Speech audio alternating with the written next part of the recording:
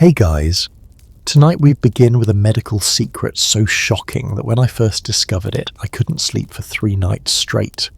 What if I told you that medieval doctors had a 70% success rate with brain surgery, using nothing but a rusty drill and a prayer? And here's the part that will blow your mind: some of their crazy treatments actually worked better than what we use today. But here's what really kept me awake. One of these medieval cures is making a secret comeback in modern hospitals right now, and your doctor probably won't tell you about it. In the next 12 minutes, you're going to discover why medieval physicians believed drilling holes in your skull was an act of mercy, not madness. You'll learn about the one medieval treatment that accidentally saved more lives than penicillin. And I'm going to reveal the disturbing reason why some of history's smartest doctors would rather kill their patients than admit they were wrong. Before we dive into these mind-blowing revelations together, here's what I need from you.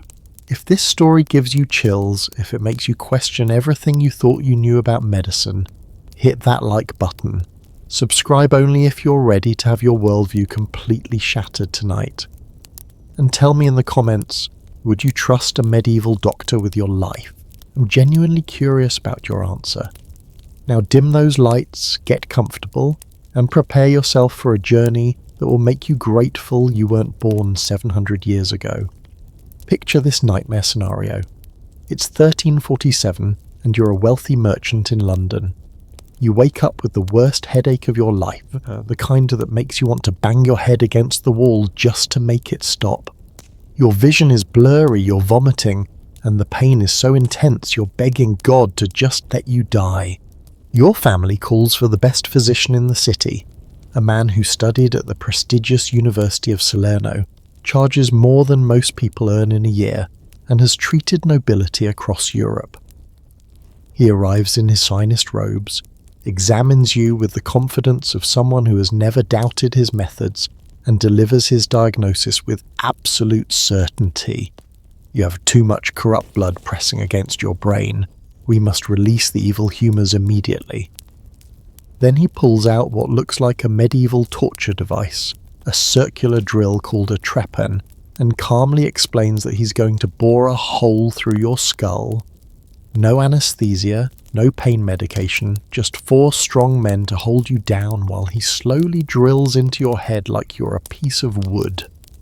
Here's the shocking part. You would probably agree to this procedure.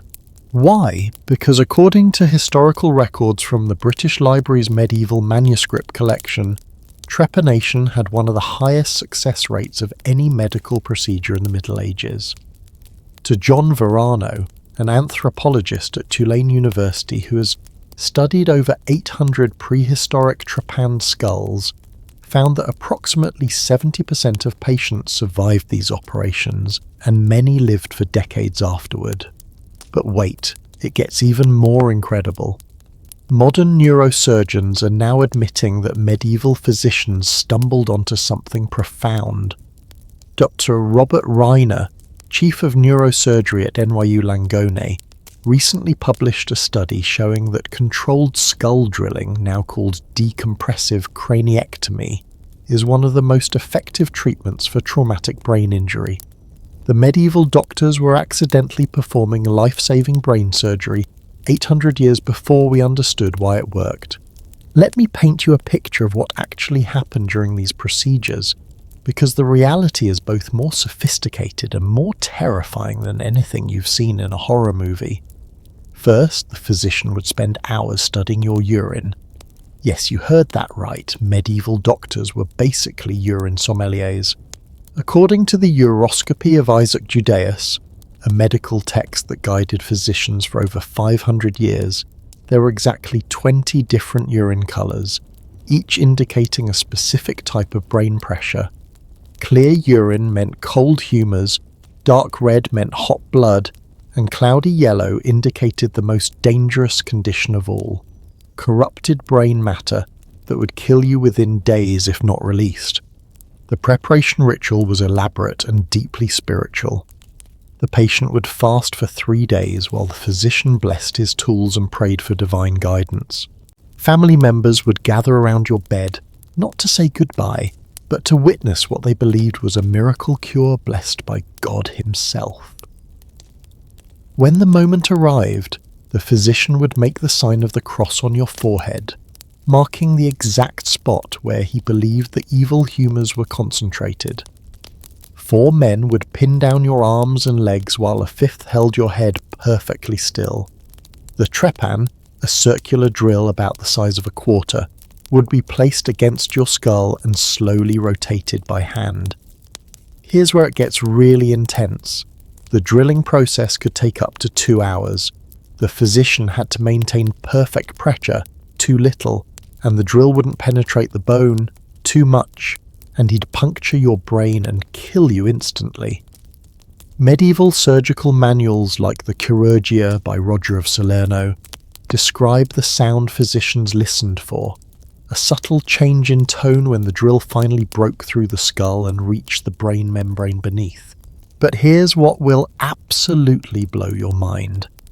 Recent archaeological evidence suggests that some medieval patients requested multiple trepanations. Dr. Maria Teschler Nicola, an anthropologist at the Natural History Museum in Vienna, discovered a 14th century skull with 7 perfectly healed trepanation holes. 7. This person came back for the procedure 6 more times, which means it was not only saving lives, it was providing genuine relief. The success of trepanation created an entire medieval medical industry. Wealthy families would travel hundreds of miles to find skilled trepanation specialists. The procedure became so popular that fake physicians started offering cut-rate skull drilling services, medieval medical malpractice that often ended in death. This led to the creation of the first medical licensing systems in European history. What is truly fascinating is how different social classes experienced trepanation. Archaeological evidence from sites like the medieval cemetery at Whithorn Priory in Scotland shows that wealthy patients received precise, careful procedures with beautiful circular holes and excellent healing. Poor patients often had rough, irregular holes that suggest rushed or inexperienced physicians. The psychological aspect of trepanation is perhaps the most remarkable element of all. Medieval chroniclers like Matthew Paris wrote detailed accounts of patients who claimed to feel immediate relief the moment the drill broke through their skull. They described a sensation of pressure being released, followed by a rush of cool air entering their head. Modern neuroscientists believe this wasn't just imagination. The sudden change in intracranial pressure would have created very real physical sensations. But here's the dark side that medieval physicians didn't understand. For every successful trepanation, there were probably 3 that ended in death from infection, blood loss, or brain damage. The difference was that successful cases were celebrated and recorded, while failures were often buried and forgotten. Medieval medical records were essentially ancient marketing materials. They only told you about the wins. The tools themselves reveal the sophistication of medieval surgery.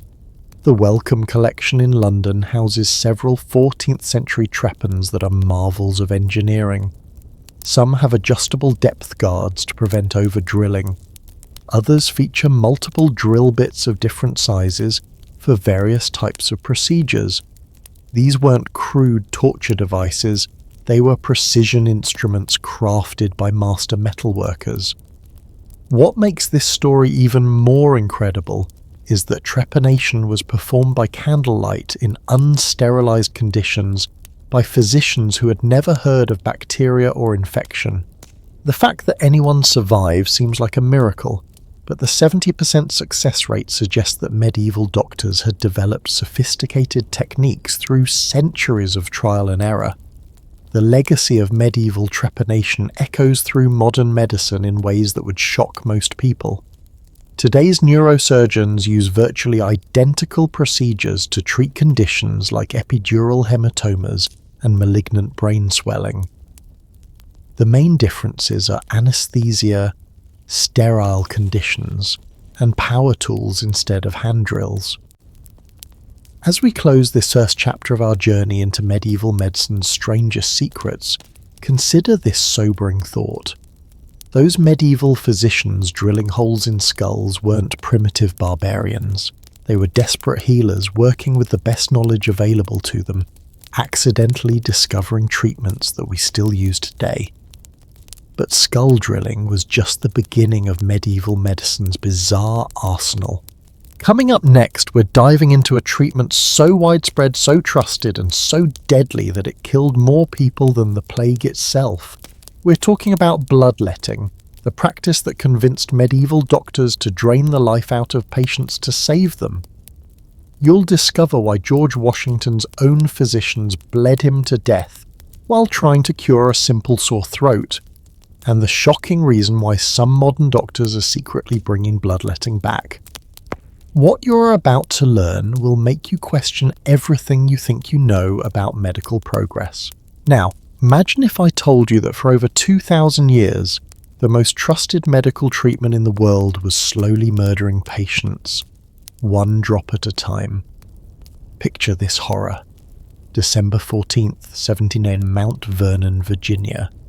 The first president of the United States, George Washington, wakes up with a sore throat. By nightfall, his own physicians have drained nearly half the blood from his body in a desperate attempt to save his life. They killed him with kindness, using a treatment so universally accepted that questioning it was considered medical heresy. Here's what will keep you awake tonight. Bloodletting killed more people than the Black Death, the Crusades, and medieval warfare combined.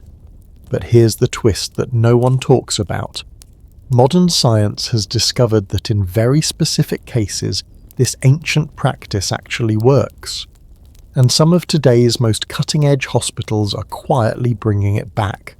Welcome to the blood-soaked world of medieval bloodletting, where good intentions paved a highway straight to the grave. The story of bloodletting begins with one of history's most influential mistakes. Around 460 BC, a Greek physician named Hippocrates, yes, the same guy behind the Hippocratic Oath, developed a theory that would dominate medicine for the next 2,000 years. He believed that human health depended on the perfect balance of 4 bodily fluids: blood, phlegm, yellow bile, and black bile. According to Hippocrates' writings, preserved in the Corpus Hippocraticum, blood was the hottest and wettest of these humours. Too much blood meant your body was literally overheating from the inside out. The solution seemed obvious. Remove the excess blood and restore the natural balance. It was elegant, logical, and completely wrong. But here's where the story gets truly fascinating. Hippocrates' theory wasn't just accepted, it was embraced by every major civilization for the next 2 millennia. Roman physicians bled gladiators before battles to make them lighter and more agile. Islamic scholars like Al-Razi incorporated bloodletting into sophisticated medical systems. Medieval European physicians elevated it to an art form that would make a modern phlebotomist weep. The medieval period transformed bloodletting from a simple medical procedure into an elaborate ritual that combined medicine, astrology, and religious faith. According to the Regimen Sanitatis Salernitanum, the most influential medical text of the Middle Ages, there were specific days, times, and even moon phases that made bloodletting more effective. Picture a typical bloodletting session in 1350 Paris. The patient, let's say a wealthy merchant suffering from fever, would arrive at the physician's chamber just before dawn. Why dawn? Because medieval doctors believed that blood was coolest in the early morning, making it safer to remove. The physician would consult detailed astrological charts to ensure the procedure aligned with favourable planetary positions. The preparation was meticulous and terrifying. Dr. Nancy Siraisi, a medical historian at Hunter College, notes that medieval physicians had over 50 different methods for drawing blood. each supposedly suited to specific ailments and body types. The most common method involved making precise cuts in specific veins using instruments called phlemes, sharp, lancet-like tools that came in various sizes. But here's where medieval bloodletting gets really wild. They had a point system. According to the Lilium Medicinae by Bernard de Gordon, physicians identified 47 specific bloodletting points on the human body. Each point was believed to drain blood from different organs. Feeling depressed? They'd cut the vein near your left temple to drain melancholic blood from your brain. Stomach problems? A specific point on your right arm would supposedly draw corrupted blood away from your digestive system. The amount of blood removed was staggering by today's standards. Medieval medical texts recommend draining anywhere from 1 to 4 pints of blood in a single session. That's up to half of the blood in your entire body. To put this in perspective, modern blood donors give just 1 pint, and that's considered a significant amount that requires careful monitoring and recovery time. What makes this even more incredible is that patients often requested bloodletting. It wasn't something done to them, it was something they actively sought out. Historical records from the Hospital of Santa Maria Nuova in Florence show that wealthy patients would schedule regular bloodletting sessions, sometimes monthly, as a form of preventive health care. They believed it kept them young, energetic, and disease-free. The social aspects of bloodletting reveal how deeply embedded it was in medieval culture. Barber surgeons, yes, the same people who cut your hair, became the primary bloodletting specialists. The red and white striped barber pole that still exists today, those red stripes represent blood and the white stripes represent the bandages. You were literally advertising blood-draining services every time you saw that pole. But here's the most shocking part. Bloodletting often made people feel better, at least temporarily. Dr. Peter Brain, author of Galen on Bloodletting, explains that removing large amounts of blood creates a temporary drop in blood pressure, which can provide relief from headaches, anxiety, and even some types of pain. Patients would walk out feeling lighter, calmer, and convinced that the treatment had worked. This temporary improvement created a vicious cycle that trapped medieval medicine for centuries. When patients felt better immediately after bloodletting, physicians saw it as proof that their theory was correct. When patients got worse or died, they blamed it on waiting too long to perform the procedure, not removing enough blood, or choosing the wrong bloodletting point. The case of King Charles II of England perfectly illustrates the deadly persistence of bloodletting. In 1685, the king suffered what modern doctors believe was a stroke. According to detailed court records preserved in the British National Archives, his physician subjected him to one of the most brutal bloodletting marathons in recorded history. Over the course of 4 days, they drained nearly 6 pints of blood from various parts of his body. They cut his scalp, opened veins in his arms and feet, and even applied heated cups to draw blood from his shoulders. When bloodletting wasn't enough, they forced him to vomit, gave him enemas, and applied blistering agents to his skin. The king, who might have survived his initial stroke, died from the medical treatment designed to save him. What's particularly heartbreaking about Charles II's case is that his physicians were the best in Europe. They weren't incompetent butchers. They were learned men who had studied at the finest medical schools and treated the nobility across the continent. They followed established protocols, consulted multiple experts, and documented everything carefully. They killed their patient with the most advanced medical knowledge of their time. The persistence of bloodletting reveals something profound about human psychology and the nature of medical authority. Even when evidence began mounting against the practice, physicians found ways to explain away the failures. Dr. William Harvey's discovery of blood circulation in 1628 should have ended bloodletting immediately. After all, if blood circulates continuously, removing it doesn't drain specific organs.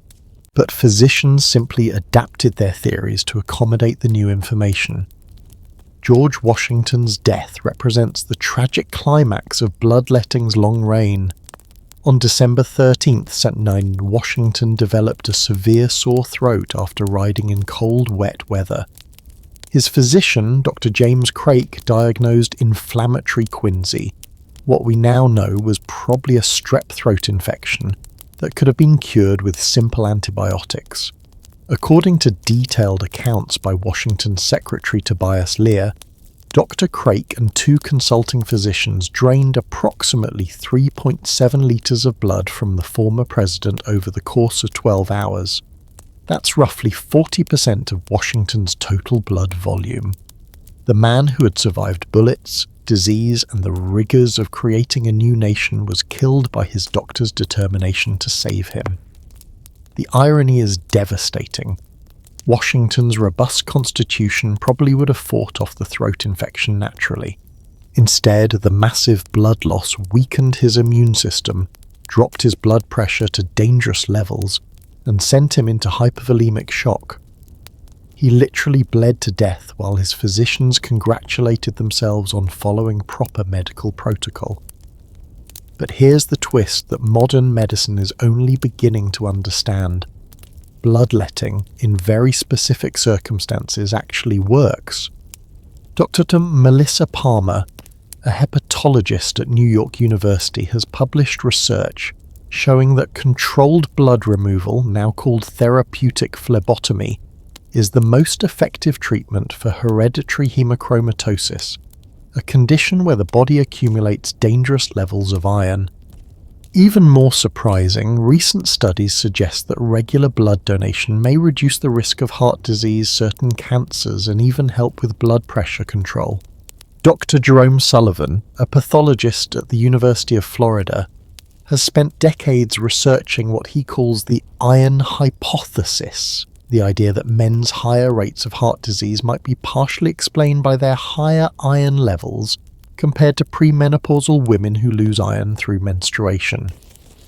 The pharmaceutical industry has also rediscovered bloodletting in an unexpected way. Leeches, yes, those slimy blood-sucking creatures that medieval physicians loved, are now FDA-approved medical devices. Modern surgeons use medicinal leeches to restore blood circulation after reconstructive surgery, and leech saliva contains powerful anticoagulants that are being studied for new drug development. This brings us to one of the most unsettling questions in medical history. If bloodletting occasionally worked, and if patients often felt better afterward, were medieval physicians entirely wrong? Dr. Roy Porter, in his comprehensive The Greatest Benefit to Mankind, A Medical History of Humanity, argues that we shouldn't dismiss medieval medicine as pure superstition. Instead, we should recognize it as the systematic attempt to help patients using the best available knowledge. The real tragedy of bloodletting wasn't just the millions of lives lost, it was the centuries of medical stagnation it created. Because the practice provided just enough apparent success to maintain belief, it prevented physicians from seeking better treatments.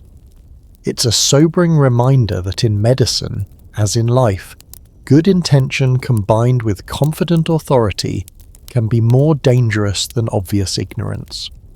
What can we learn from bloodletting's bloody legacy?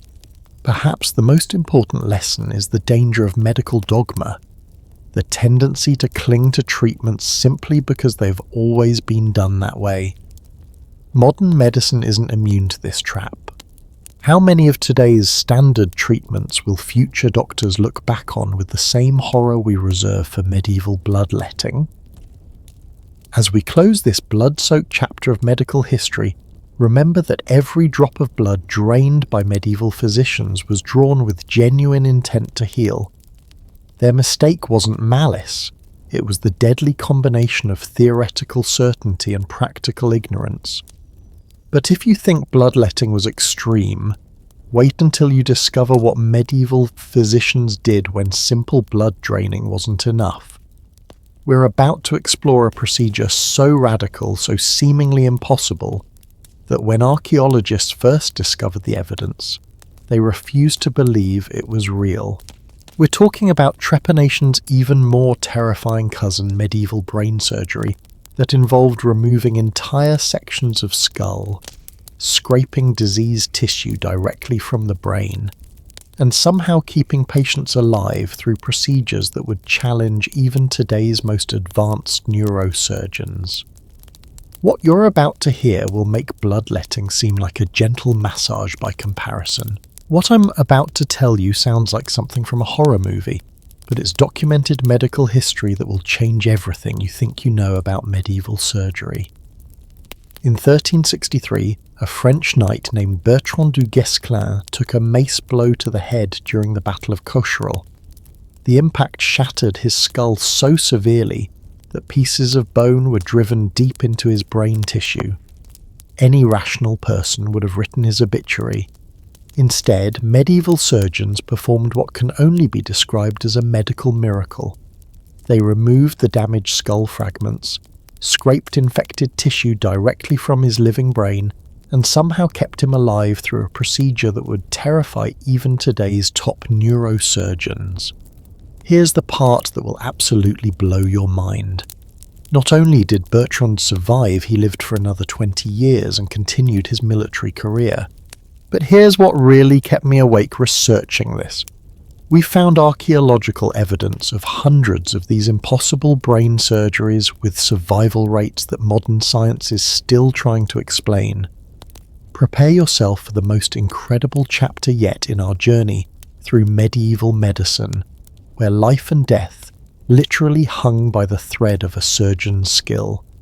The evolution from simple trepanation to complex brain surgery represents one of the most remarkable leaps in medical history. While most medieval physicians were content with drilling basic holes to release evil humours, a select group of surgical pioneers began pushing the boundaries of what seemed humanly possible. According to the surgical text of Henri de Mondeville, court physician to King Philip IV of France, advanced trepanation involved removing entire sections of skull, sometimes pieces as large as a silver dollar, to access damaged brain tissue underneath. His manuscript Chirurgia, written around 1306 and preserved in the Bibliothèque Nationale de France, describes procedures so sophisticated that they weren't attempted again until the 19th century. But let's pause for a moment and really think about what this means. We're talking about an era when people believed the Earth was flat, when the fastest mode of transportation was a horse, and when most people never travelled more than 10 miles from their birthplace. Yet somehow, medieval surgeons developed techniques for operating directly on the human brain with a precision that seems almost impossible. The tools alone tell an incredible story of innovation and determination. Archaeological excavations at the medieval hospital site of St. Bartholomew's in London have uncovered surgical instruments that are marvels of engineering. Dr. Piers Mitchell, a bioarchaeologist at Cambridge University, has catalogued over 40 different medieval brain surgery tools, including specialised bone saws, brain tissue scrapers, and even primitive forceps designed to remove foreign objects from brain matter.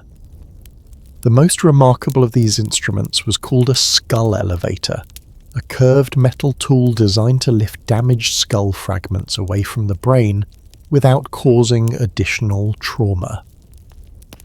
According to the surgical manual of Guy de Chauliac, these elevators had to be crafted with such precision that even the slightest imperfection could mean the difference between life and death for the patient.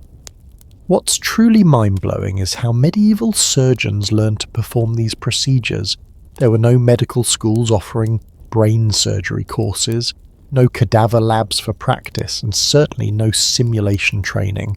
These techniques were developed through pure trial and error, with human lives hanging in the balance of each experiment. The learning process was as brutal as it sounds. Master surgeons would take on apprentices who would observe hundreds of procedures before being allowed to touch a patient. According to the records of the University of Bologna's medical school, established in 1158, surgical apprenticeships lasted 7 years, longer than most modern medical residencies. The mortality rate during training was astronomical, but those who survived became surgical legends whose reputations spread across continents. One of the most fascinating aspects of medieval brain surgery was the development of what we now call awake craniotomy, operating on conscious patients to monitor their brain function during the procedure. Master surgeon Rogerius Salernitanus, writing in his Practica Chirurgiae around 1180, described techniques for keeping patients conscious and responsive throughout brain operations. Think about the psychological courage this required from both surgeon and patient.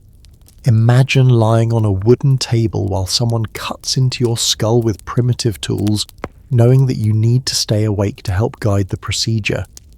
Medieval patients had to respond to questions, move their limbs on command, and even recite prayers to prove their brain function remained intact as surgeons worked.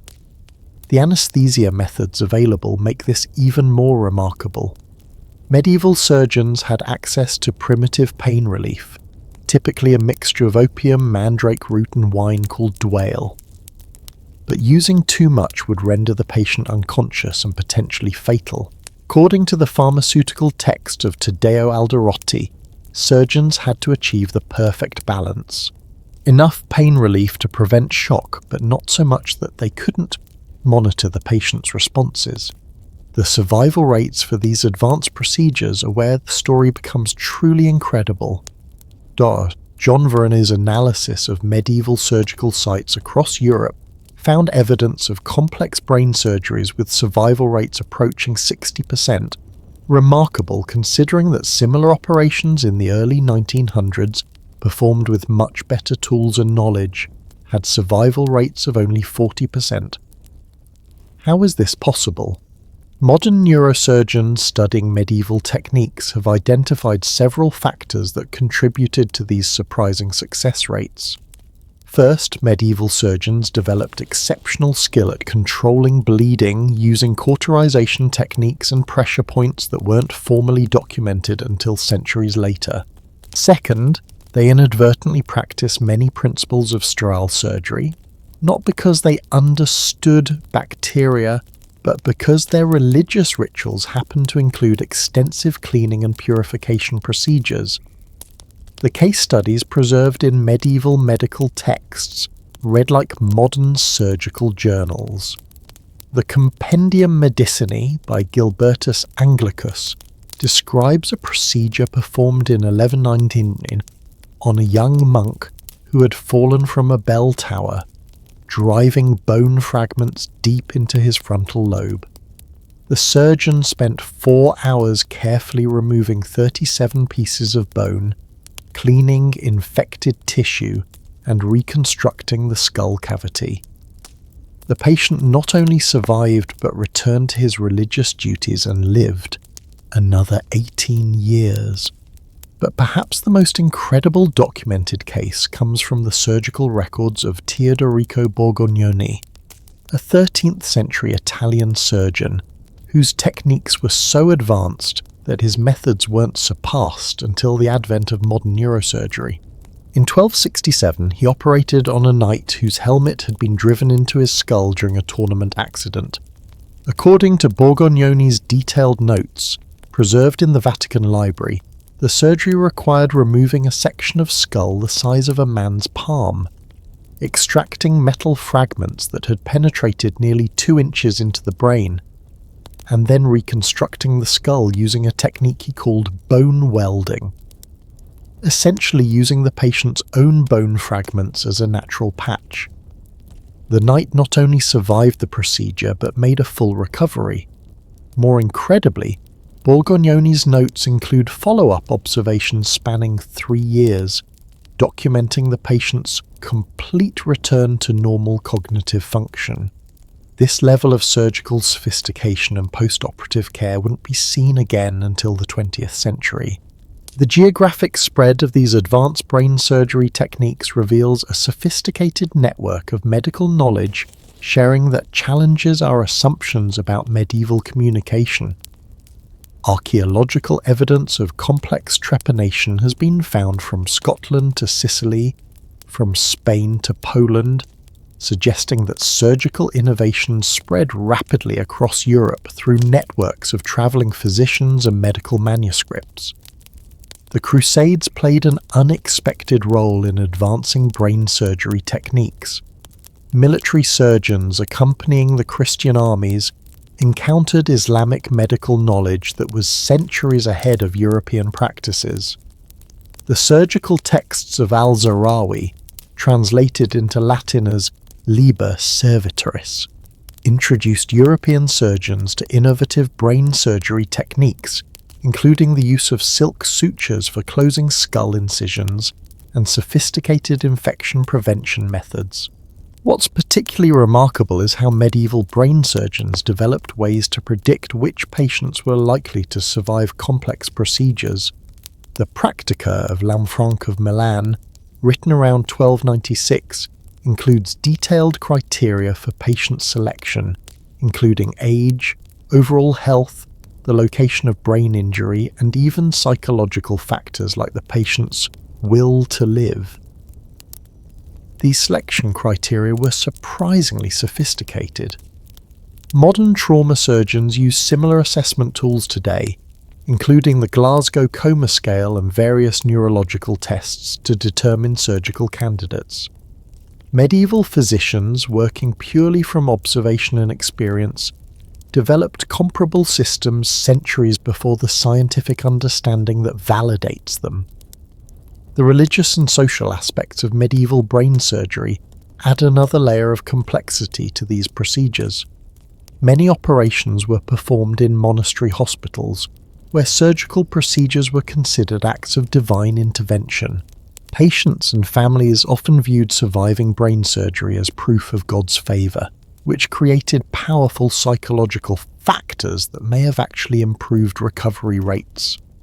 The documentation of these procedures also reveals the beginnings of what we now call informed consent. Medieval surgical contracts, preserved in archives across Europe, show that patients or their families had to formally agree to brain surgery procedures, acknowledging the high risk of death and the experimental nature of the treatments. But here's perhaps the most mind-bending aspect of medieval brain surgery. Some of the techniques they developed accidentally prevented complications that modern surgeons struggle with today. Their practice of leaving skull defects partially open, for instance, inadvertently prevented the buildup of intracranial pressure that can cause brain swelling after trauma. The legacy of medieval brain surgery extends far beyond historical curiosity. Dr. Michael Apuzzo, a neurosurgeon at the University of Southern California, has studied medieval surgical techniques and found principles that are being incorporated into modern minimally invasive brain surgery. The medieval emphasis on working through the smallest possible opening to minimize trauma is now a cornerstone of contemporary neurosurgical practice. As we conclude this incredible journey through medieval brain surgery, consider this remarkable fact. The gap between medieval surgical capabilities and modern neurosurgery is smaller than the gap between medieval surgery and the primitive medicine that preceded it. In just a few centuries, medieval surgeons leaped from crude skull drilling to sophisticated brain operations that saved lives and restored function. These surgical pioneers, working by candlelight with primitive tools, achieved results that seem impossible even by today's standards. They remind us that human ingenuity and determination can overcome seemingly insurmountable obstacles, even when those obstacles are literally matters of life and death. Speaking of impossible medical achievements, what we've discovered so far is just scratching the surface of medieval medicine's strangest secrets. In our next exploration, We're diving into a diagnostic technique so bizarre, so seemingly magical, that when modern scientists first tried to debunk it, they ended up proving it actually worked. We're about to uncover the fascinating world of medieval urine analysis, where doctors could diagnose everything from pregnancy to impending death just by looking at, smelling, and yes, tasting your pee. The scientific explanations behind these seemingly mystical practices will absolutely astound you. Here's something that will completely change how you think about medieval medicine. In 1476, a physician named Master Johannes examined a young woman's urine sample and immediately declared, "You carry a male child who will be born with a birthmark on his left shoulder." 9 months later, she gave birth to a healthy boy with a distinctive birthmark exactly where the doctor predicted. This wasn't magic or lucky guessing. This was medieval uroscopy, a diagnostic art so sophisticated that modern scientists are still trying to understand how it worked. But here's the truly shocking part.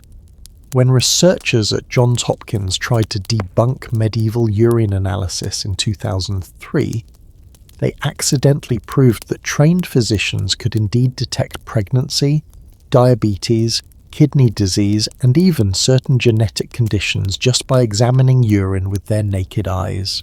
We're about to dive into the golden world of medieval medicine's most misunderstood practice, one that might have been more scientifically accurate than we ever imagined.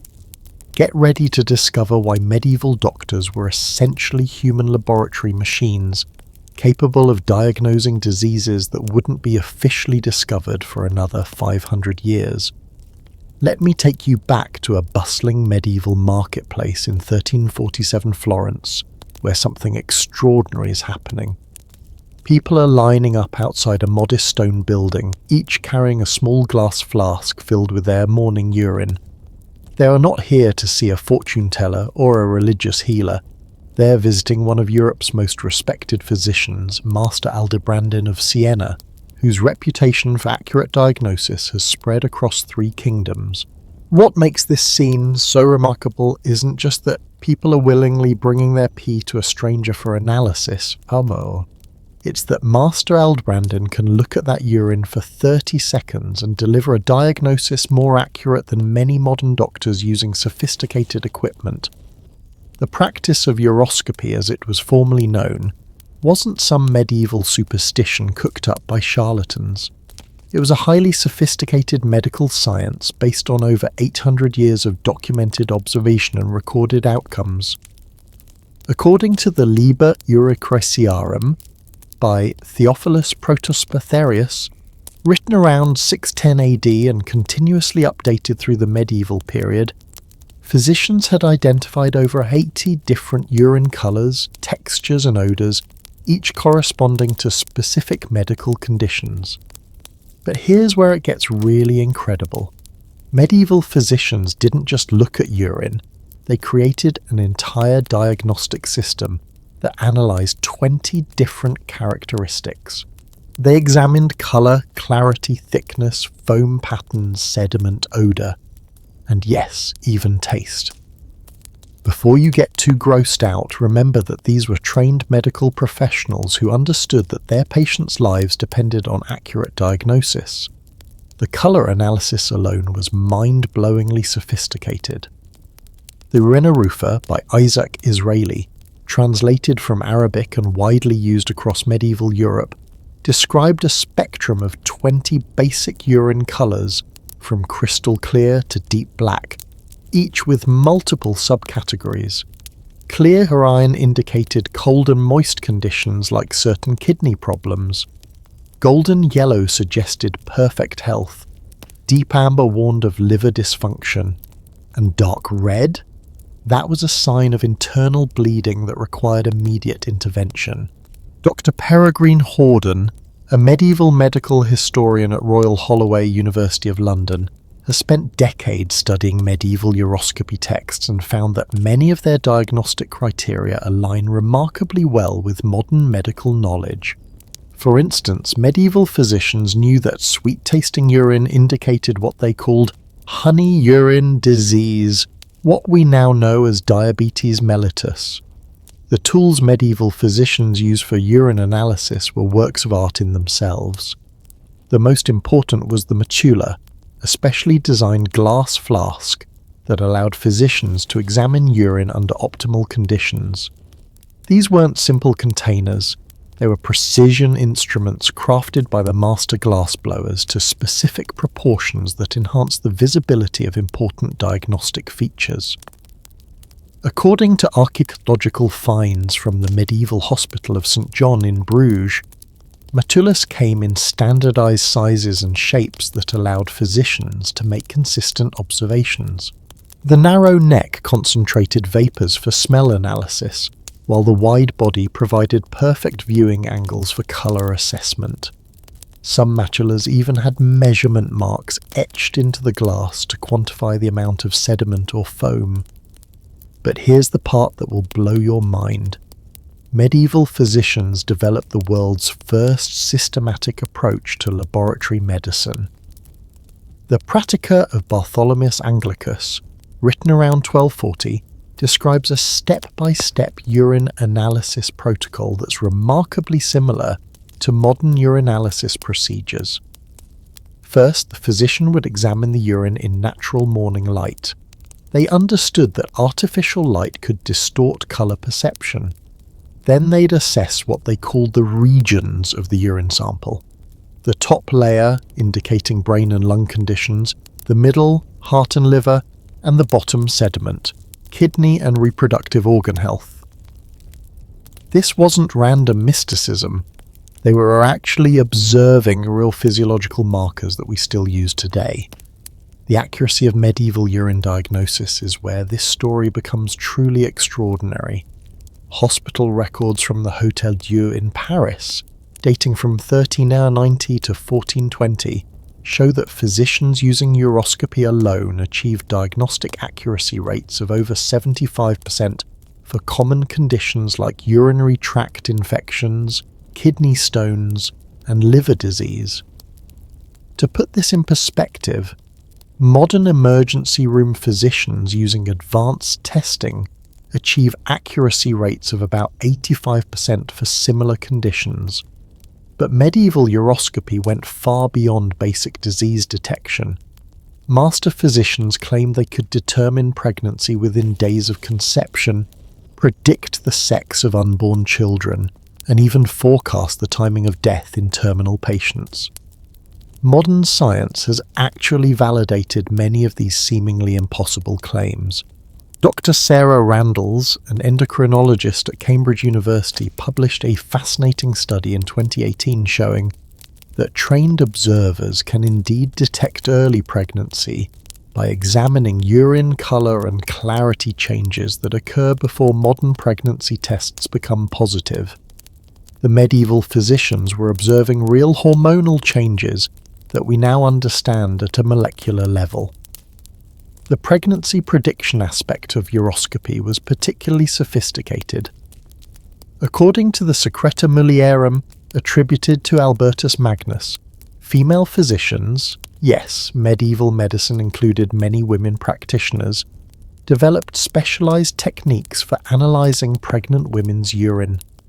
They could supposedly determine the baby's sex by the specific color patterns and sediment formations.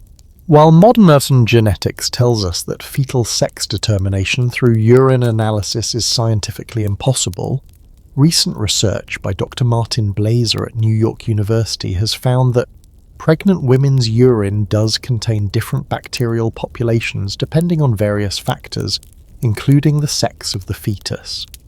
The medieval physicians may have been observing real biological phenomena that we're only now beginning to understand. The most remarkable aspect of medieval uroscopy was its role in preventive medicine. Wealthy patients would have their urine analysed monthly even when they felt perfectly healthy to detect early signs of developing illness. This concept of using laboratory tests for health screening wasn't rediscovered by modern medicine until the 20th century. The social dynamics of uroscopy reveal fascinating insights into medieval medical practice. Unlike other medical procedures that required physical examination, urine analysis could be performed remotely. Patients could send samples to distant physicians, creating the world's first telemedicine network. The University of Montpellier's medical record showcases where urine samples were transported hundreds of miles for analysis by renowned specialists. This remote diagnostic capability made uroscopy incredibly democratic for its time.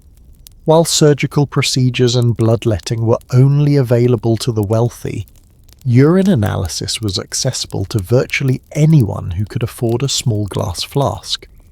Street-side urine readers operated in major cities, offering quick diagnoses for a few coins. But the democratization of uroscopy also led to its biggest problem: fraud. The accuracy of genuine uroscopy required years of training and experience, but charlatans quickly realized they could make money by pretending to read urine. This led to the development of elaborate authentication systems, including guild certifications and even royal licensing for practicing uroscopists. The decline of uroscopy begins one of medicine's most tragic stories. As Renaissance medicine embraced more scientific approaches, urine analysis was gradually dismissed as medieval superstition. The baby was thrown out with the bathwater, so to speak, and centuries of accumulated diagnostic knowledge was lost. Dr. Nancy Siraisi notes in her definitive work Medieval and Early Renaissance Medicine that the abandonment of uroscopy represented a significant step backward in diagnostic capability. It wasn't until the invention of modern chemical urinalysis in the 19th century that medicine regained the diagnostic power that medieval physicians had achieved through pure observation.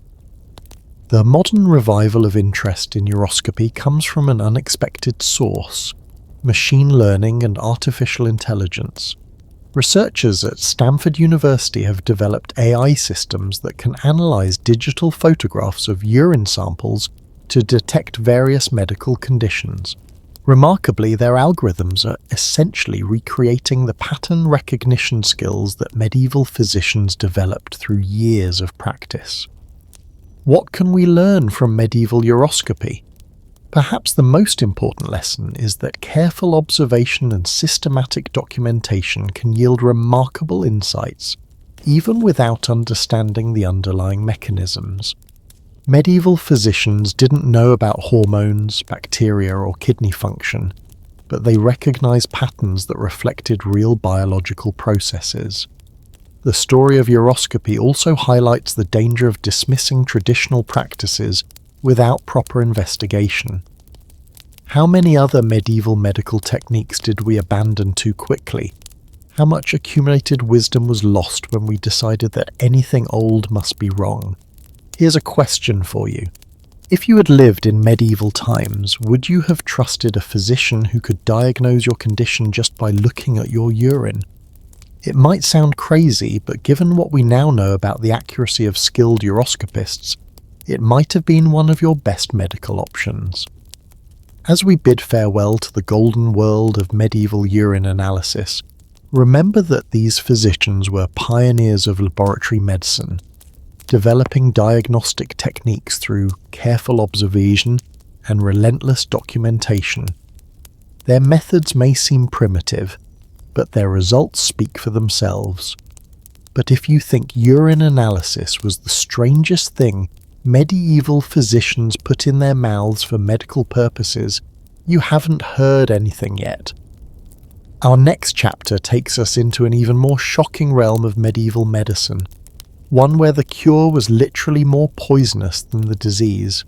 We're about to explore Mercury, the liquid silver that medieval doctors believed could cure everything from syphilis to depression, but instead created an epidemic of madness that lasted for centuries. The stories you're about to hear will make urine tasting seem like a perfectly reasonable medical practice. There's a reason they called hat makers mad as a hatter, and it has nothing to do with Alice in Wonderland. In 18th century London, hat makers were literally going insane, trembling uncontrollably, speaking gibberish, and eventually dying in padded cells. The culprit? Mercury, the beautiful liquid metal that medieval physicians called quicksilver and believed was a medicine's greatest miracle cure. For over 500 years, doctors prescribed mercury for everything from syphilis to sadness, creating an epidemic of mercury poisoning so widespread that entire professions went mad. But here's the terrifying twist. Mercury treatments sometimes actually worked, which kept this deadly practice alive for centuries. And the most shocking part, some forms of mercury medicine are still being used today in ways that would horrify medieval physicians. Welcome to the glittering, deadly world of mercury medicine, where the cure was always worse than the disease, but nobody wanted to admit it.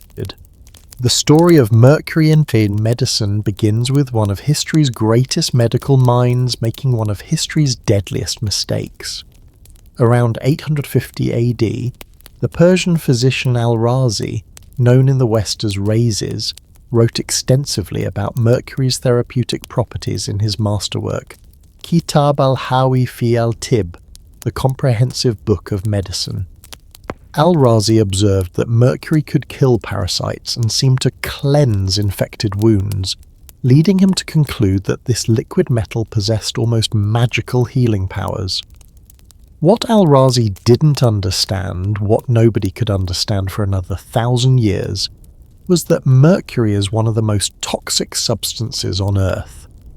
Every miraculous cure he witnessed was actually mercury poisoning masquerading as healing, and every patient who improved did so despite the mercury, not because of it. But Al-Razi's influence was enormous. His texts were translated into Latin and became the foundation of European medical education for centuries. By the medieval period, mercury had become so central to medical practice that physicians who didn't prescribe it were considered incompetent or even heretical. The mercury trade that developed around medical demand was staggering in its scope and deadliness. The mines of Almaden in Spain, which supplied most of Europe's mercury, became known as the mouth of hell. According to records preserved in the Spanish National Archives, the average life expectancy of mercury miners was just 28 years. Workers would literally breathe mercury vapor all day, developing the characteristic symptoms of mercury poisoning: trembling hands, rotting teeth, personality changes, and eventual madness. Dr. José Luis Bardesano, a toxicologist at the University of Alcalá who has studied the Almaden mining records, found that between 1550 and 1800, over 250,000 miners died from mercury poisoning. But the demand for medical mercury was so high that mining operations continued to expand, creating one of history's first industrial-scale environmental disasters. The medieval medical establishment's faith in mercury was absolute and terrifying. According to the Canon of Medicine by Avicenna, mercury could cure all manner of corruptions of the blood when properly prepared and administered. Physicians developed dozens of mercury preparations, each supposedly tailored to specific ailments: mercury ointments for skin diseases, mercury pills for digestive problems, mercury vapors for respiratory ailments, and mercury injections for syphilis. The syphilis epidemic that swept through Europe in the late 15th century became mercury medicine's greatest triumph and greatest tragedy.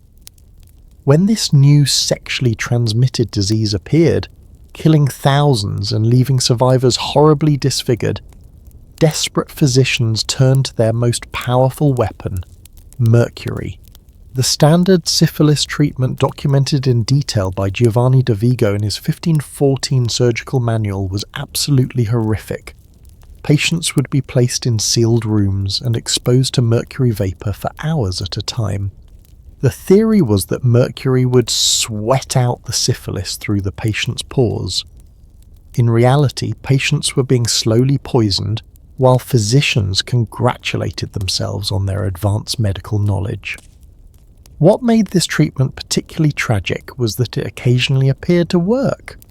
Dr. Claude Kettel, author of The History of Syphilis, explains that mercury poisoning symptoms often masked syphilis symptoms temporarily, leading both doctors and patients to believe the treatment was successful. The characteristic syphilis sores would disappear, not because the disease was cured, but because mercury was destroying the patient's immune system and nervous system simultaneously. The phrase "a night with Venus, a lifetime with Mercury" became a grim joke among Renaissance physicians, but they kept prescribing mercury because they genuinely believed it was their patient's only hope.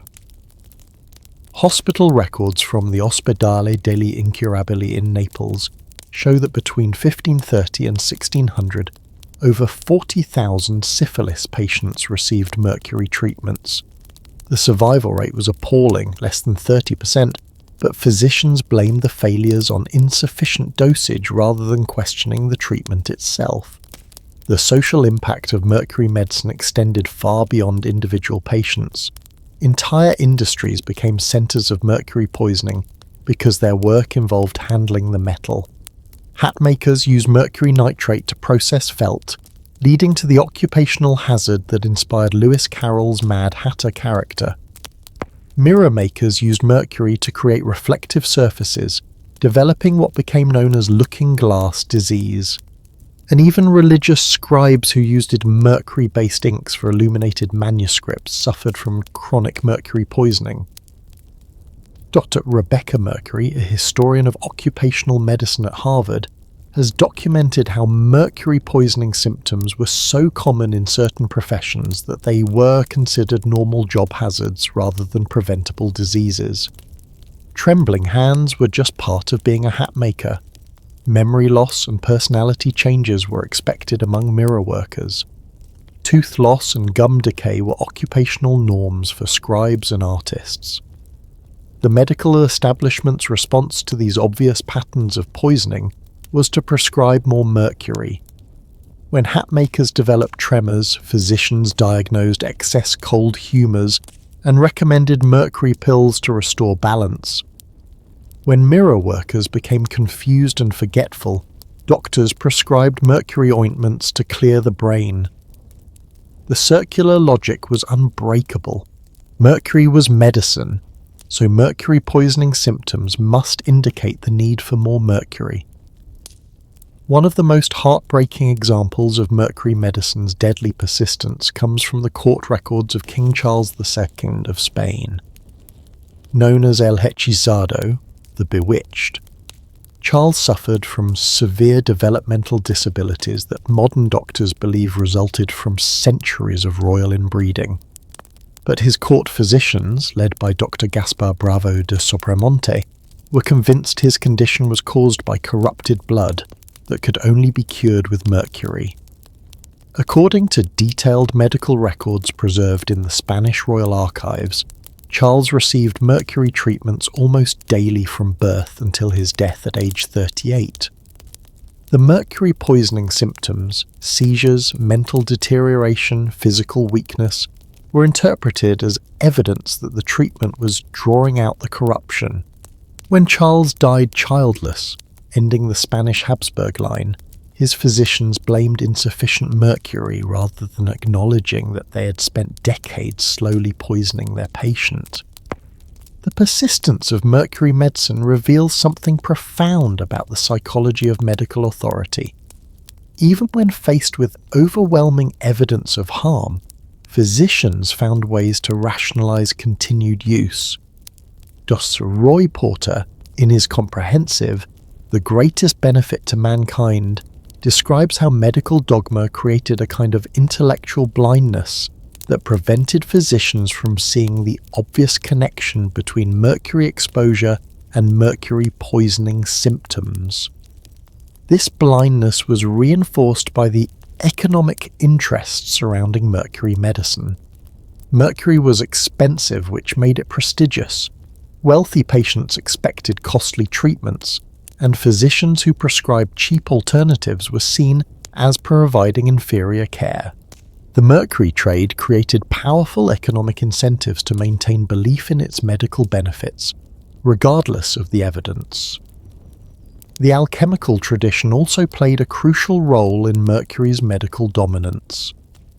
Medieval alchemists, including the influential Jabir ibn Hayyan, believed that Mercury was one of the fundamental elements of all matter. If Mercury was essential to physical existence, the reasoning went, it must also be essential to physical health. This philosophical framework made questioning Mercury medicine seem like questioning the nature of reality itself. But perhaps the most disturbing aspect of Mercury medicine was how it corrupted the entire diagnostic process. Physicians became so invested in Mercury treatments that they began interpreting all symptoms as evidence of conditions that required Mercury. Headaches meant too much heat in the brain, prescribed Mercury. Skin problems indicated corrupted blood, prescribed Mercury. Depression suggested an imbalance of humours, prescribed Mercury. Dr. Charles Webster, a medical historian at Oxford, has analysed thousands of medieval and Renaissance medical records and found that Mercury was prescribed for over 200 different conditions. The metal had become a universal cure precisely because physicians refused to acknowledge its universal toxicity. The geographic spread of Mercury medicine created continent-wide patterns of chronic poisoning. Trade routes that carried Mercury also carried Mercury poisoning, creating clusters of neurological disease in cities along major commercial pathways. Venice, a major Mercury trading hub, developed such high rates of tremor and madness that visitors frequently commented on the city's nervous population. The artistic community was particularly hard hit by Mercury poisoning because Mercury compounds were essential for certain painting techniques and gold leaf application. Art historians have speculated that the erratic behaviour and premature deaths of several Renaissance masters may have been connected to chronic mercury exposure in their workshops. The decline of Mercury medicine came slowly and reluctantly. Even when 18th century physicians began documenting clear cases of mercury poisoning, the medical establishment resisted change. Dr. Benjamin Rush, one of America's most prominent physicians and a signer of the Declaration of Independence, continued prescribing massive mercury doses for yellow fever well into the 1790s, despite evidence that his treatments were killing more patients than the disease itself. The final blow to mercury medicine came from an unexpected source, the development of organic chemistry in the 19th century.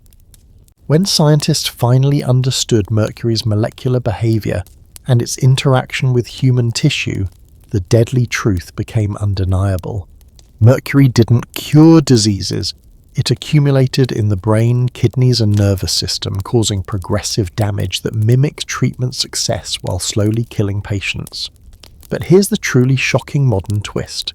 Mercury is still used in medicine today, just in forms that medieval physicians would never have imagined. Dental amalgam fillings contain mercury, certain vaccines use mercury-containing preservatives, and some traditional medicines in Asia and Africa still include mercury compounds. The difference is that modern medicine understands mercury's toxicity and uses it only when the benefits clearly outweigh the risks, in carefully controlled doses with proper monitoring. Medieval physicians, lacking this understanding, used mercury with deadly enthusiasm, creating centuries of iatrogenic disease, illness, or caused by medical treatment itself.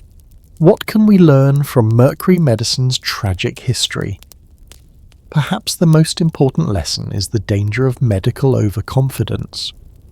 When physicians become too invested in particular treatments, they can lose the ability to see evidence that contradicts their beliefs. The Mercury tragedy reminds us that good intentions, combined with authoritative confidence, can be more dangerous than obvious ignorance. As we close this chapter on Mercury's glittering trail of destruction, remember that every trembling hand, every mad hat maker, every poisoned patient was a victim of medicine's most persistent and deadly mistake. Their suffering wasn't meaningless. It eventually taught us to question medical authority and demand evidence over tradition. But our journey through medieval medicine's strangest practices is far from over. In fact, we're about to explore remedies that make Mercury seem almost sensible by comparison. Our next destination takes us into the bizarre world of medieval herbal medicine, where the line between healing and killing was thinner than a flower petal. We're talking about plants so deadly that a single leaf could stop your heart, yet medieval physicians prescribed them as casually as we take aspirin. The stories of foxglove, deadly nightshade, and other botanical killers will reveal how medieval healers walked a tightrope between miracle cures and accidental murder. Deep in the shadowy gardens of medieval monasteries grew plants so deadly that a single mistake in preparation could kill an entire family. Yet these same lethal botanicals were the foundation of medieval medicine's most powerful treatments.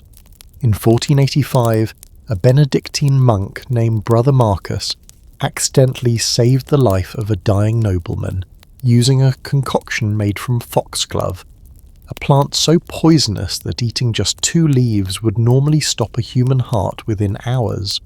The nobleman's miraculous recovery launched foxglove into medical fame, but it also began a terrifying tradition of botanical Russian roulette that would claim thousands of lives. Here's what will absolutely astound you. Many of these deadly medieval plant medicines are still used today, forming the backbone of modern pharmaceuticals. But here's the part that kept me researching until 3 a.m. Medieval herbalists somehow figured out the exact dosages that separated miracle cures from certain death, using nothing but trial and error, with human lives hanging in the balance. Prepare to enter the deadly garden of medieval herbal medicine, where every flower could be either salvation or doom, and the difference was measured in milligrams that medieval physicians had no way to calculate. The medieval relationship with poisonous plants began with a fundamental misunderstanding that accidentally created one of medicine's greatest discoveries. Medieval physicians, following the teachings of Dioscorides in his De Materia Medica, written around 60 AD, believed in the doctrine of signatures, the idea that God had marked every plant with a visual clue to its medicinal purpose. This led to some spectacularly wrong assumptions. Take foxglove, for instance. Its purple, tube-shaped flowers reminded medieval physicians of little fingers, so they logically concluded it must be good for finger and hand ailments. What they discovered through horrifying trial and error was that foxglove contained digitalis, one of the most powerful heart medications ever discovered. According to the herbal manuscript Circa Instans by Matthias Platyrius, written around 1160 and preserved in the Vatican Library, foxglove was initially prescribed as an external treatment for wounds and swelling. But medieval physicians noticed something extraordinary. Patients who accidentally ingested small amounts of foxglove preparations often experienced dramatic improvements in what we now recognize as heart failure symptoms. The problem was dosage. Medieval measurements were notoriously imprecise. Recipes called for a pinch, or the amount that fits on a knife tip, or enough to cover a silver coin. With digitalis, the difference between a therapeutic dose and a lethal dose was smaller than the difference between a large pinch and a small handful. Dr. William Withering, the 18th century physician who formally introduced digitalis to modern medicine, studied medieval herbal records and found documentation of over 200 foxglove poisoning deaths in monastery hospitals between 1200 and 1400. But he also found records of remarkable recoveries that couldn't be explained by any other treatment available at the time. The story of deadly nightshade is even more chilling. This plant, scientifically known as Atropa belladonna, contains alkaloids so toxic that medieval physicians called it the devil's herb. Yet it became one of their most valued medicines for pain relief and surgical procedures. Brother Albertus Magnus, writing in his De Vegetabilibus around 1260, documented the careful preparation of belladonna extracts by the Benedictine medical community. The process was elaborate and dangerous. Fresh belladonna berries were crushed and mixed with wine, then aged in ceramic pots for exactly 40 days. The resulting tincture was so potent that a single drop could dilate pupils for hours, and 3 drops could cause hallucinations and delirium. But here's where medieval herbalism reveals its sophisticated understanding. They discovered that belladonna's toxicity could be controlled through preparation methods and dosage timing. Pain relief required tiny amounts administered when the patient's stomach was full. Surgical anesthesia demanded larger doses given on an empty stomach. The difference between these applications was literally life and death. The monastery hospitals of medieval Europe became inadvertent research laboratories for botanical toxicology.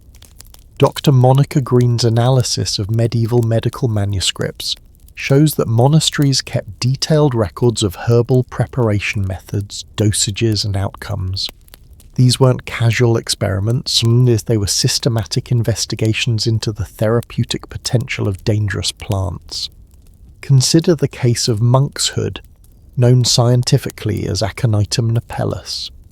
This plant is so poisonous that medieval texts warned against even touching it with bare hands. Yet physicians at the Abbey of St. Gall in Switzerland developed a preparation method that transformed this deadly toxin into an effective treatment for what they called burning fever, likely bacterial infections that caused high temperatures. The preparation process,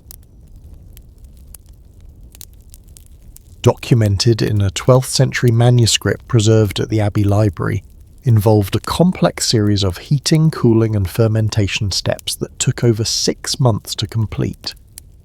Modern pharmacological analysis has shown that this process actually broke down the most toxic alkaloids while preserving compounds with genuine anti-inflammatory properties.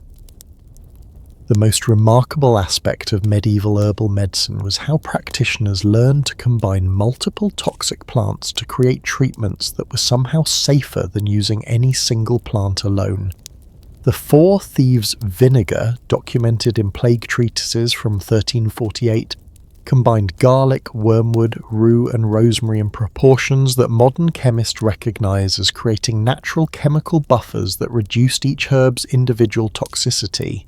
Dr. James Duke, ethnobotanist and author of The Green Pharmacy, has studied medieval herbal combinations and found that many display what pharmacologists call synergistic antagonism. The toxic compounds neutralise each other, while the beneficial compounds are enhanced. Medieval herbalists discovered these interactions through centuries of careful observation, not through any understanding of the underlying chemistry. The social hierarchy of medieval herbal medicine reveals fascinating insights into how dangerous knowledge was controlled and transmitted. Master herbalists, usually women in religious communities, guarded their most powerful recipes jealously. According to the Trotula, a collection of medieval women's medical texts, the most dangerous plant preparations were taught only to selected apprentices who had demonstrated both skill and moral character. This secrecy wasn't just about protecting trade secrets, it was about preventing mass poisoning. The abbess Hildegard of Bingen, writing in her Physica around 1160, explicitly warned that certain plant medicines should never be prepared by anyone lacking proper training and spiritual guidance. She understood that the power to heal with deadly plants was also the power to kill, accidentally or intentionally. The witch trial records from medieval Europe provide disturbing evidence of how herbal knowledge became criminalized.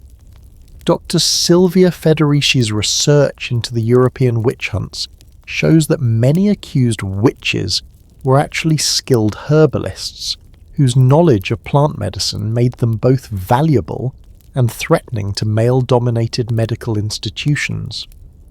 The trial records of Agnes Waterhouse, executed in England in 1566, include detailed descriptions of her herbal preparations that modern botanists recognise as sophisticated combinations of digitalis, belladonna, and opium poppy extracts.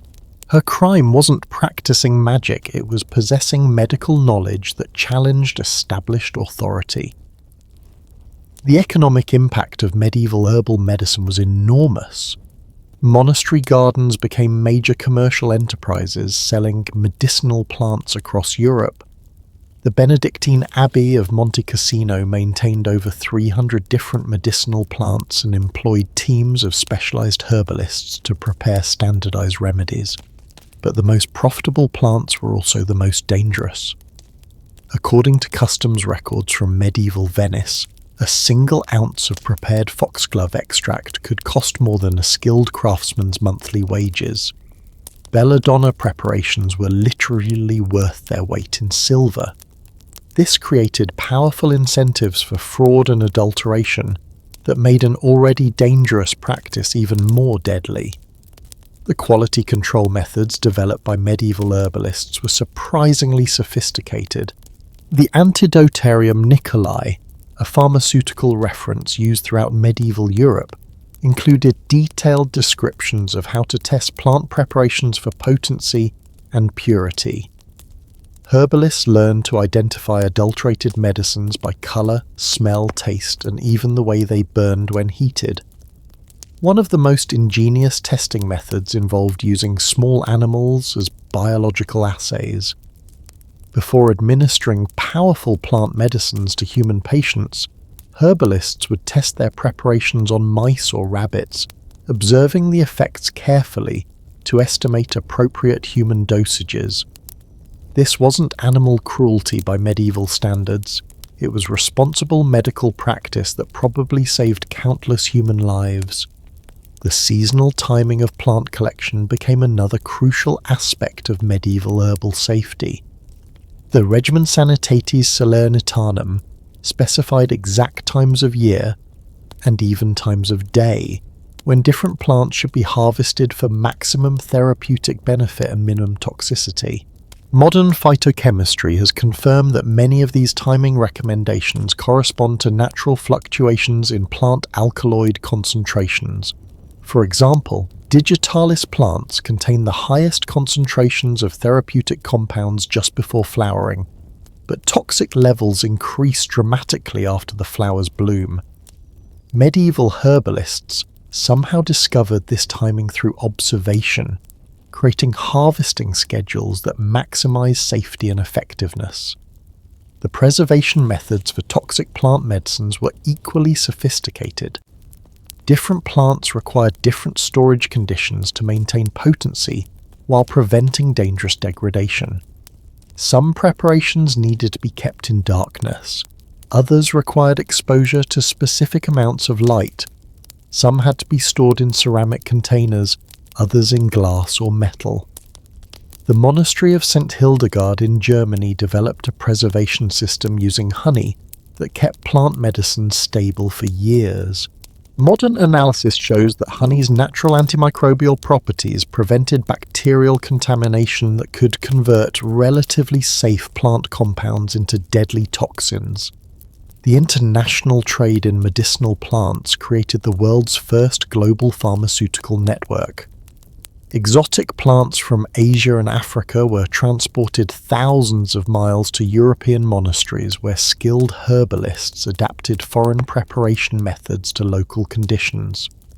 This cross-cultural exchange accelerated medical knowledge, but also increased the risks of misunderstanding dosages and preparation techniques.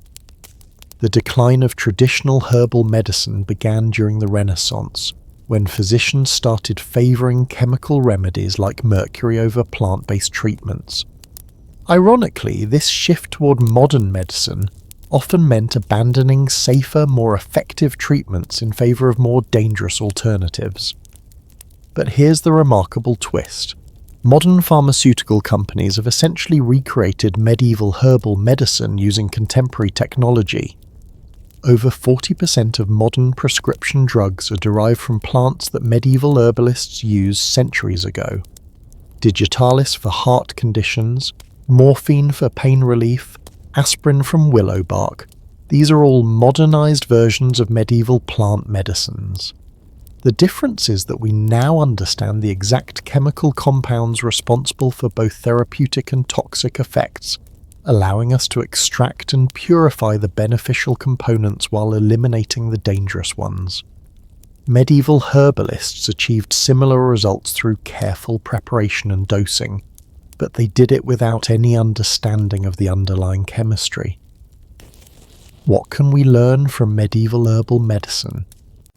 Perhaps the most important lesson is that traditional knowledge, even when it seems primitive or superstitious, often contains genuine insights that deserve serious scientific investigation. How many potentially life-saving plant medicines are we overlooking because we dismiss traditional practices too quickly? The story of medieval herbal medicine so reminds us that the line between medicine and poison is often just a matter of dosage. Medieval herbalists understood this intuitively, developing elaborate safeguards and preparation methods to harness the healing power of deadly plants. As we leave behind the dangerous gardens of medieval monasteries, remember that every flower and leaf represented both hope and peril for desperate patients seeking relief from suffering. The monks and herbalists who cultivated this knowledge walked a tightrope between healing and killing, guided only by careful observation and hard-won experience. But the medieval obsession with finding medicine in the natural world led to even stranger places than monastery gardens. Just ahead, we're venturing into the territory that will test everything you thought you knew about the limits of medical desperation. We're about to explore the bizarre world of medieval animal-based medicine, where physicians prescribed everything from unicorn horn powder to dragon's blood, creating a global trade in mythical creatures that somehow involved very real animals with very real price tags. The line between fantasy and pharmaceutical fact was blurrier than you could ever imagine. In 1398, a single horn sold in Paris for more than the cost of a castle. The buyer? King Charles VI of France, who desperately needed this miraculous cure for his recurring bouts of madness. The seller claimed it was genuine unicorn horn, guaranteed to neutralize any poison and cure all mental ailments. The truth? It was a narwhal tusk from the Arctic, but that didn't stop it from launching the most profitable medical fraud in history. For over 400 years, European nobility paid astronomical sums for unicorn horn powder, while entrepreneurs made fortunes hunting very real animals to supply very fake mythical medicine. But here's the twist that will absolutely stagger you. Some of these seemingly ridiculous animal-based remedies actually worked, just not for the reasons medieval physicians believed. And the global trade network created to supply mythical creature parts was so sophisticated that it connected medieval Europe to the remotest corners of the earth, creating the world's first truly international pharmaceutical industry. Welcome to the strangest marketplace in medical history, where dragon's blood was a real commodity, phoenix feathers had market prices, and the line between fantasy and pharmaceutical fact disappeared entirely. The medieval obsession with animal-based medicine began with the translation error that changed the course of medical history. Around 1140, scholars at the Cathedral School of Chartres were translating Arabic medical texts into Latin when they encountered the word carcadan, the Arabic name for the Indian rhinoceros. The translators, having never seen a rhinoceros, interpreted this as describing a mythical one-horned creature and translated it as unicornis. This simple mistranslation launched unicorn horn, or alicorn as it was technically known, into becoming medieval Europe's most expensive medicine. According to the Liber de Natura Rerum by Thomas of Cantimpré, written around 1240, alicorn could cure epilepsy, plague, poisoning, and even raise the dead if administered within 1 hour of death. What's absolutely incredible is how this imaginary medicine created a very real international economy. Merchant records from the Hanseatic League, preserved in the archives of Lübeck, show that between 1350 and 1600, over £50,000 of unicorn horn were traded across Europe. At peak prices, genuine alicorn sold for 10 times its weight in gold. But where was all this unicorn horn coming from? The answer reveals one of medieval commerce's most ingenious deceptions. Arctic whaling crews discovered that narwhal tusks could be passed off as unicorn horns with minimal preparation. The tusk's natural spiral structure perfectly matched medieval artists' depictions of unicorn horns, and their rarity made the high prices seem justified.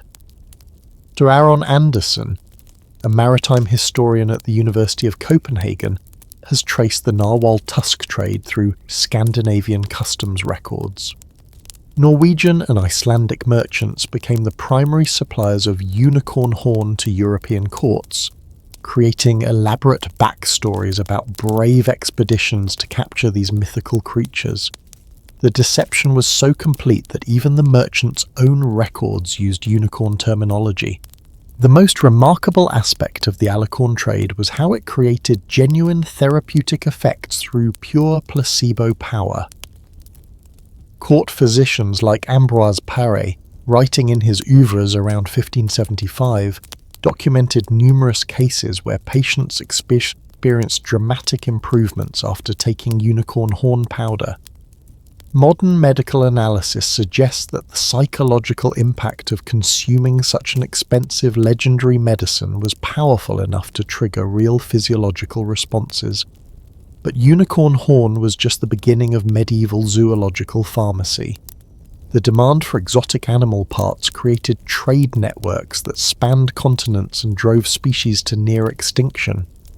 Dragon's blood, harvested from the dragon's blood tree, Dracæna draco, in the Canary Islands, became an essential ingredient in wound-healing ointments.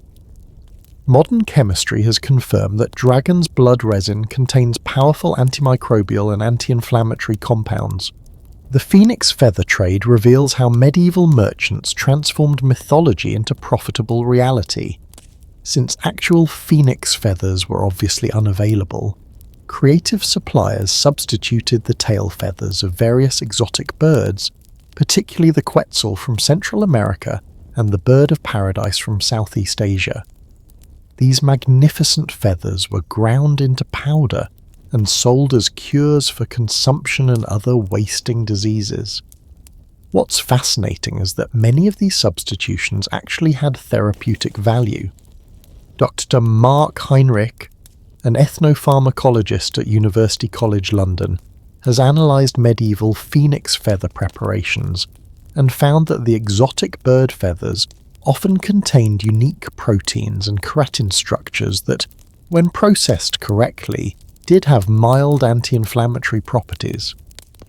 The basilisk trade was perhaps the most elaborate deception in medieval medicine.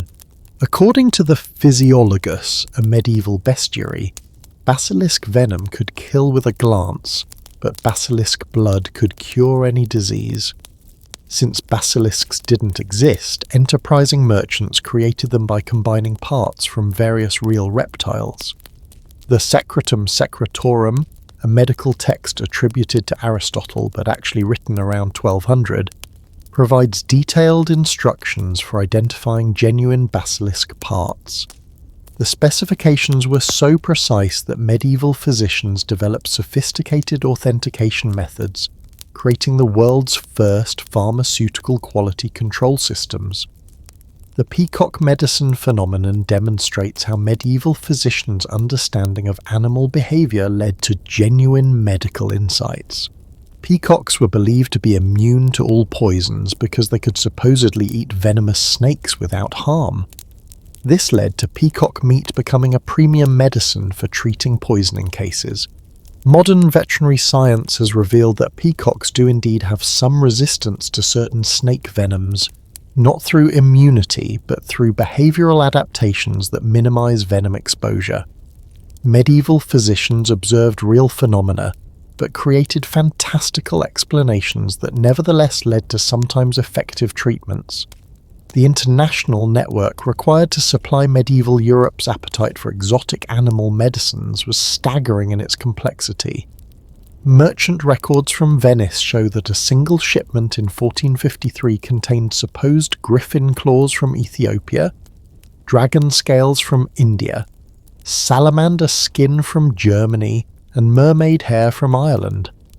The logistics of coordinating such diverse supply chains across vast distances created some of history's first multinational trading companies. The authentication challenges were enormous. How do you verify the authenticity of parts from creatures that don't exist? Medieval physicians developed elaborate testing procedures that were actually quite scientific. They examined texture, colour, weight, and even conducted burn tests to verify the supernatural properties of animal parts. Dr. Chiara Frugoni, medieval historian at the University of Pisa, has studied the authentication manuals used by medieval physicians and found that many of their testing methods were remarkably sophisticated. They understood concepts like density testing, chemical reactivity, and even basic microscopic examination techniques. The economic impact of the exotic animal trade was enormous. Cities like Venice, Genoa, and Bruges became wealthy partly through their dominance of the mythical creature parts market. The Medici Bank's records show that animal-based medicines accounted for nearly 15% of their pharmaceutical trade revenues between 1400 and 1500. But the most surprising aspect of medieval animal medicine was how it accidentally promoted conservation efforts. The belief that certain animals possessed magical properties led to protective legislation that inadvertently preserved species that might otherwise have been hunted to extinction. The case of the European unicorn provides a perfect example. While narwhal tusks satisfied most of the European demand for unicorn horn, some physicians insisted that only land-based unicorns provided the most potent medicine. This led to protective laws for white horses and goats, which were sometimes mistaken for unicorns by hopeful hunters. The beaver trade reveals another fascinating intersection between myth and medical reality.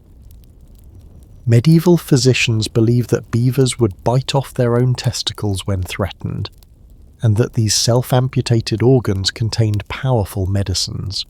This led to the development of castoreum trade, beaver scent glands that were indeed harvested for medical use. Modern research has shown that castoreum contains salicylic acid, the same active ingredient found in aspirin. Medieval physicians were prescribing an effective pain reliever, but their explanation of how beavers provided the medicine was completely wrong. The mummy trade represents perhaps the darkest chapter in medieval animal-based medicine. Egyptian mummies were ground into powder and sold as medicine for various ailments, based on the belief that the preservation process imbued the remains with life-extending properties. What's particularly disturbing is how the demand for mummy powder led to the creation of artificial mummies. When supplies of genuine Egyptian mummies ran low, entrepreneurs began creating fake mummies using recently deceased criminals and plague victims. The medical establishment unknowingly prescribed human remains as medicine for centuries. The decline of animal-based medicine began during the Renaissance, when increased exploration revealed the truth about many supposedly mythical creatures.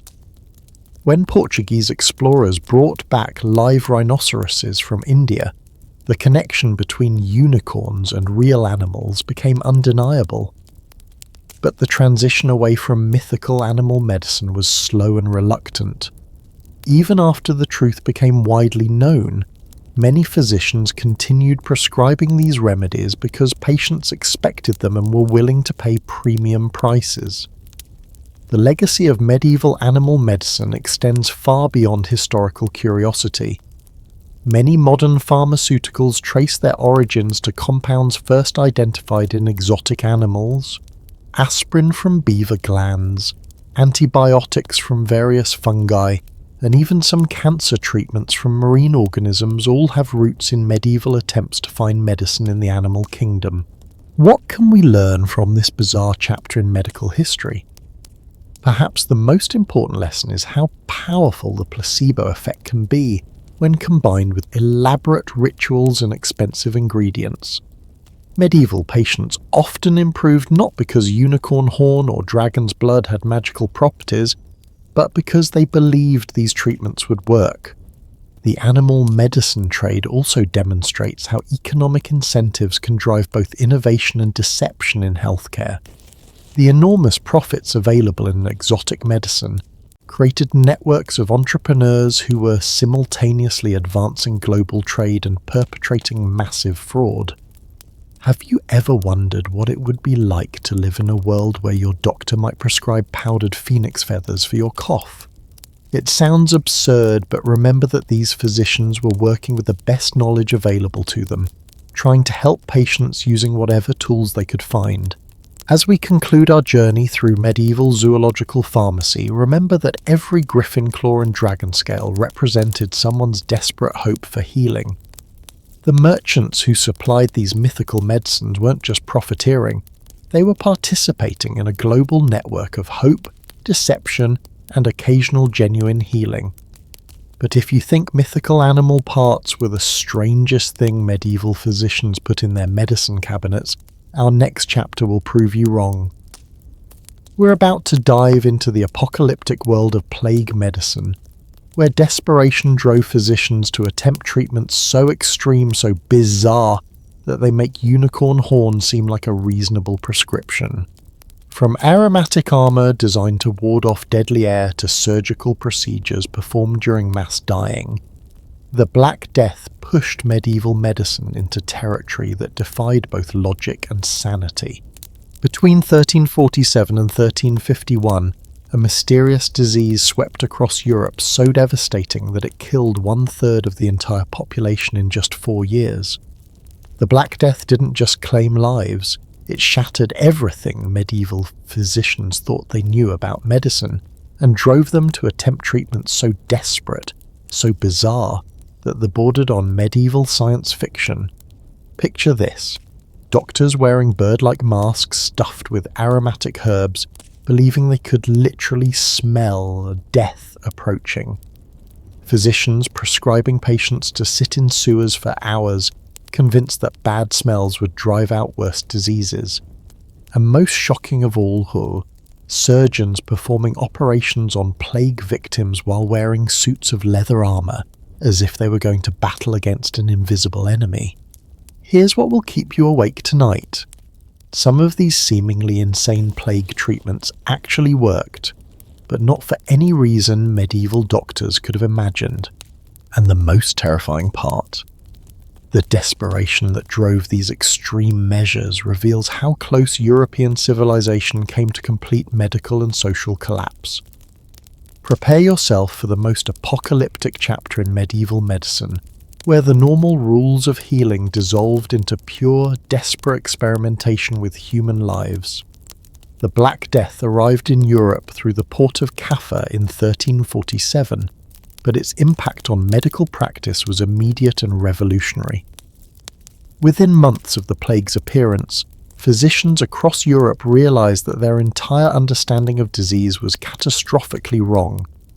According to the Chronicle of Gabriele de Mussi, an Italian notary who witnessed the plague's arrival, doctors were dying faster than their patients, despite having access to the best medical knowledge of their time. This medical crisis forced physicians into uncharted territory. The established treatments, bloodletting, purging, balancing humours, were not just ineffective against plague, they seemed to accelerate death. Desperate physicians began experimenting with increasingly extreme alternatives, creating a period of medical innovation driven by pure survival instinct.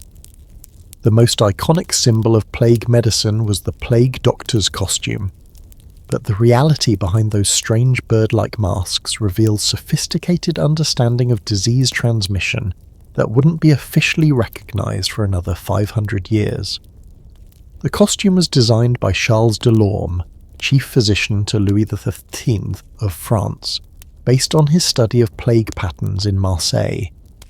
According to Delorme's detailed notes preserved in the Bibliothèque Nationale, the full plague doctor outfit included a leather overcoat treated with wax, leather gloves, a wide-brimmed hat, and most famously the beaked mask filled with aromatic substances.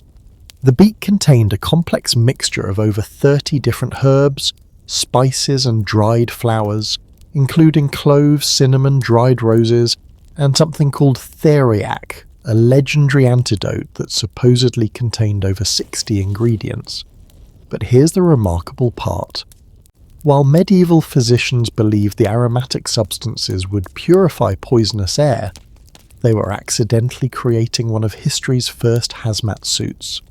The leather coating provided a barrier against infected fleas, the gloves prevented direct contact with plague victims, and the mask's filtration system did reduce exposure to airborne particles. Dr. Frank Snowden, author of Epidemics and Society, has analysed plague doctor mortality rates and found that physicians wearing the full protective costume had survival rates nearly 40% higher than those using traditional medical garments. The medieval doctors were practicing effective infection control while believing they were engaging in aromatic magic.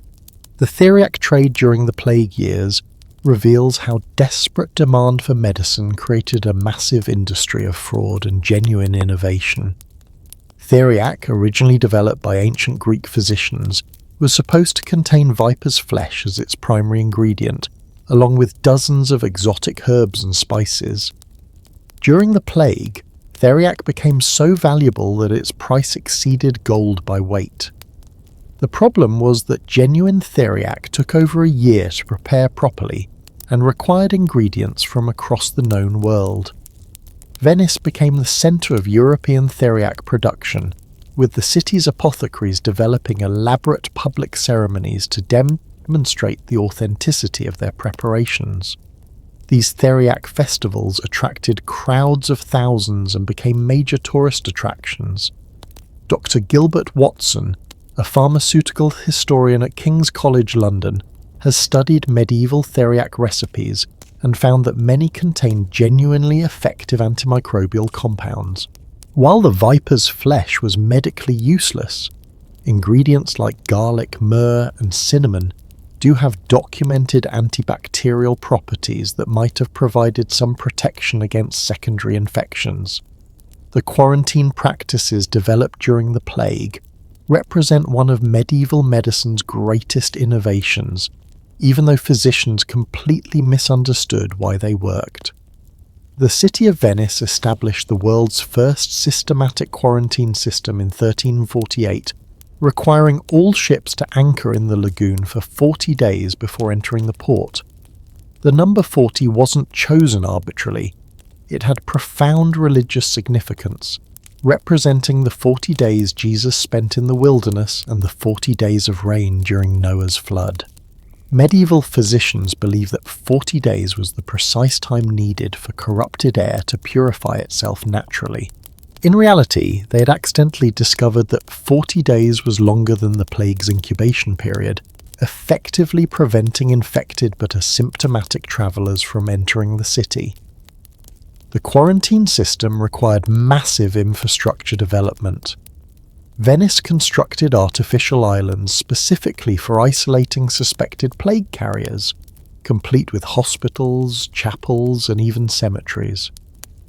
The Venetian quarantine records, preserved in the state archives, show that between 1348 and 1600, over 500,000 people were quarantined in these facilities.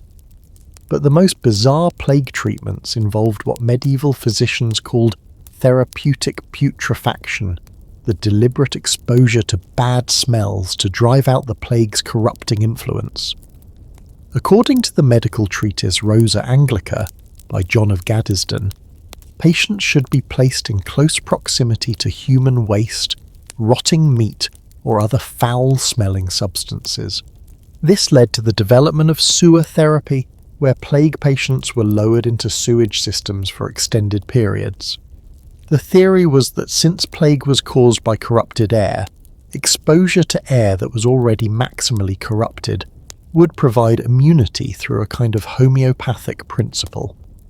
Dr. Samuel Cohn Jr., a medieval historian at the University of Glasgow, has found records of sewer therapy being practiced in major cities across Europe, including Paris, London, and Rome. The mortality rates were appalling. Nearly 90% of patients subjected to sewer therapy died, usually from infections contracted during the treatment rather than from plague itself. Yet some plague treatments that seemed equally bizarre actually saved lives. The practice of plague bleeding involved making deep cuts in plague buboes, the characteristic swollen lymph nodes, and draining the infected material. Medieval physicians believed this would release the corrupted humours causing the disease. Modern medical analysis suggests that this crude surgical drainage sometimes prevented the secondary infections that killed many plague victims. Dr. Rebecca Gompertz, an infectious disease specialist at the University of Amsterdam, has studied medieval plague treatment records and found that patients who received bubo drainage had survival rates about 20% higher than those who didn't. The religious aspects of plague medicine created some of the most extreme treatments in medical history. The flagellant movement emerged across Europe, with groups of penitents believing that public self-flagellation would appease God's wrath and end the plague. Some physicians actually prescribed flagellation as a medical treatment, arguing that the induced bleeding would balance the humours disrupted by plague. According to the Chronicle of Henry Knighton, preserved in the British Library, flagellant groups performed elaborate medical rituals, with specific patterns of beating designed to target different organs affected by plague. The movement became so popular that Pope Clement VI eventually banned it, partly because flagellant gatherings were spreading plague more effectively than preventing it. The astronomical medicine that developed during the plague years represents medieval physicians' attempts to find cosmic explanations for the catastrophe. The Compendium de Epidemia, by the medical faculty of the University of Paris, written in 1348, blamed the plague on a catastrophic alignment of Saturn, Jupiter, and Mars that had corrupted the Earth's atmosphere. This astrological theory led to time-based treatments where medicines were administered only during specific planetary configurations. Patients would be given bloodletting treatments when Mars was ascendant, herbal medicines when Venus was dominant, and purging treatments during Mercury's influence. Dr. Cornelius O'Boyle, a historian of medieval science at the University of Notre Dame, has analysed hundreds of astrological medical texts from the plague period and found that the complex timing requirements often delayed treatments long enough for patients' immune systems to fight off secondary infections naturally. The economic impact of plague medicine created entire industries almost overnight. The demand for protective amulets, herbal preparations, and exotic treatments drove international trade even as commerce in other goods collapsed. Ships that had normally carried silk and spices began specializing in medical supplies and plague remedies. The guild system adapted rapidly to meet plague-related demand. The Apothecaries' Guild of London expanded from 30 members in 1340 to over 200 by 1355. New guilds emerged for plague-specific services, body collectors, house fumigators, and even specialists in plague prognostication who claimed to predict who would survive the disease. But perhaps the most remarkable aspect of plague medicine was how it accelerated medical education and knowledge sharing. Universities across Europe began teaching emergency medical courses that compressed traditional 7-year medical programs into months. The University of Bologna created the first plague medicine degree program, training physicians specifically for epidemic response. The surgical innovations driven by plague necessity were extraordinary. With traditional physicians dying in large numbers, barber surgeons and even lay practitioners began performing complex procedures normally reserved for university-trained doctors. This democratization of medical knowledge led to rapid innovation in surgical techniques and instrument design. The preservation of medical knowledge during the plague years reveals remarkable foresight by medieval scholars. Monasteries across Europe created special scriptoriums dedicated to copying medical texts, recognizing that written knowledge might be the only thing to survive if the plague wiped out all practicing physicians. The Abbey of Saint-Denis in France created what was essentially medieval medicine's first disaster preparedness archive, collecting and preserving copies of every medical text they could acquire.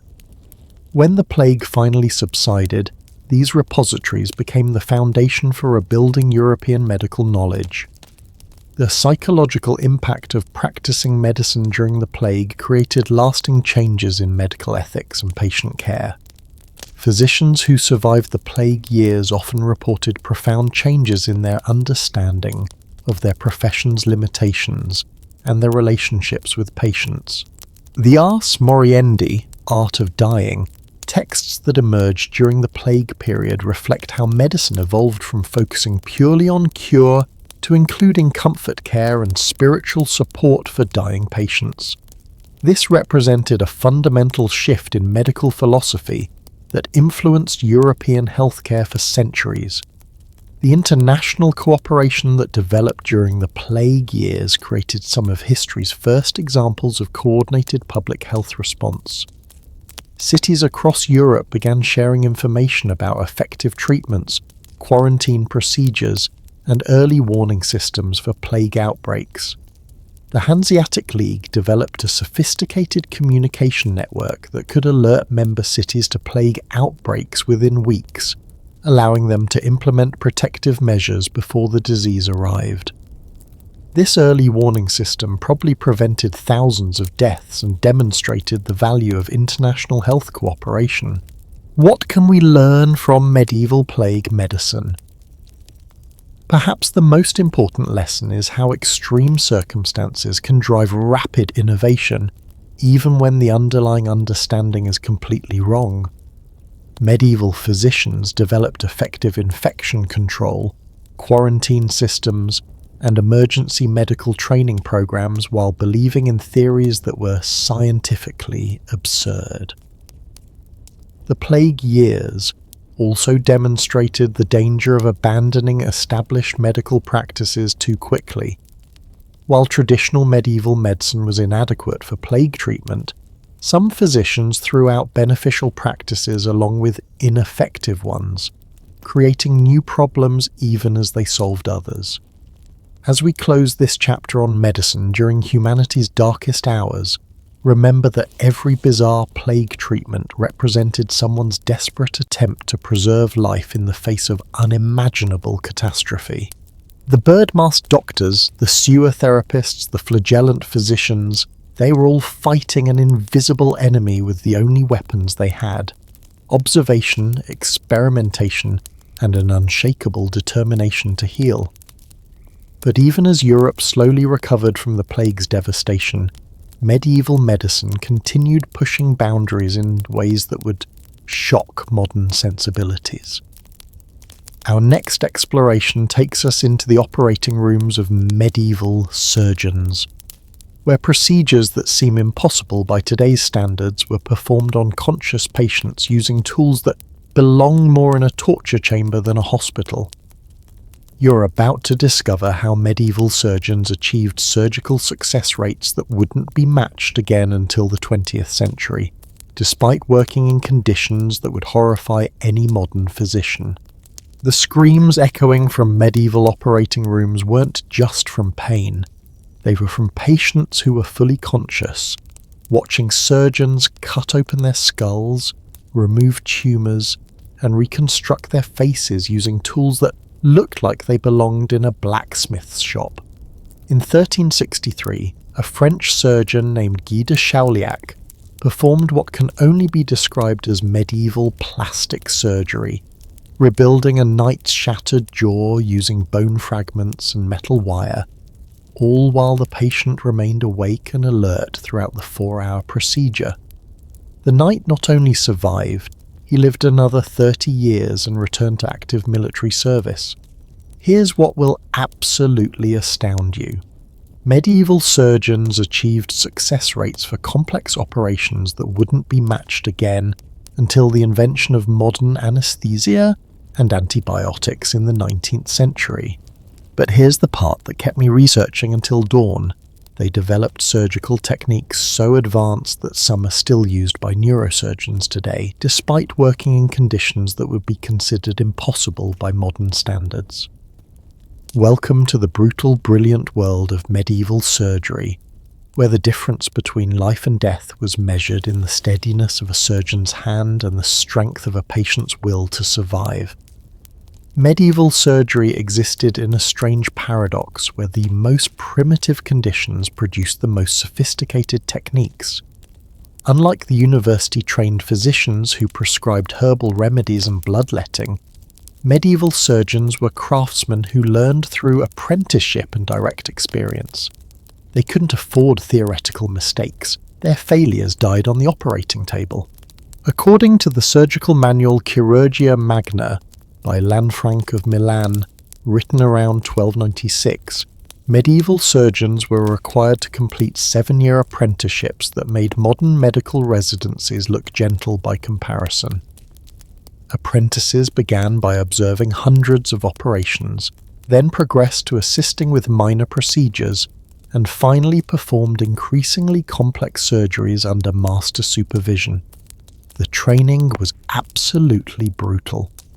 Master surgeon Henri de Monville, court physician to King Philip IV of France, documented the apprenticeship requirements in his Chirurgia around 1306. Apprentices had to demonstrate they could perform amputations, trepanations, and cataract extractions without causing the patient's death before they were allowed to practice independently. But here's what's truly remarkable. The survival rates for medieval surgery were far higher than you'd expect. Dr. Mitchell Hammond, a medical historian at Johns Hopkins, has analysed surgical records from medieval hospitals across Europe and found that major operations had success rates between 60–80%, depending on the procedure and the surgeon's experience.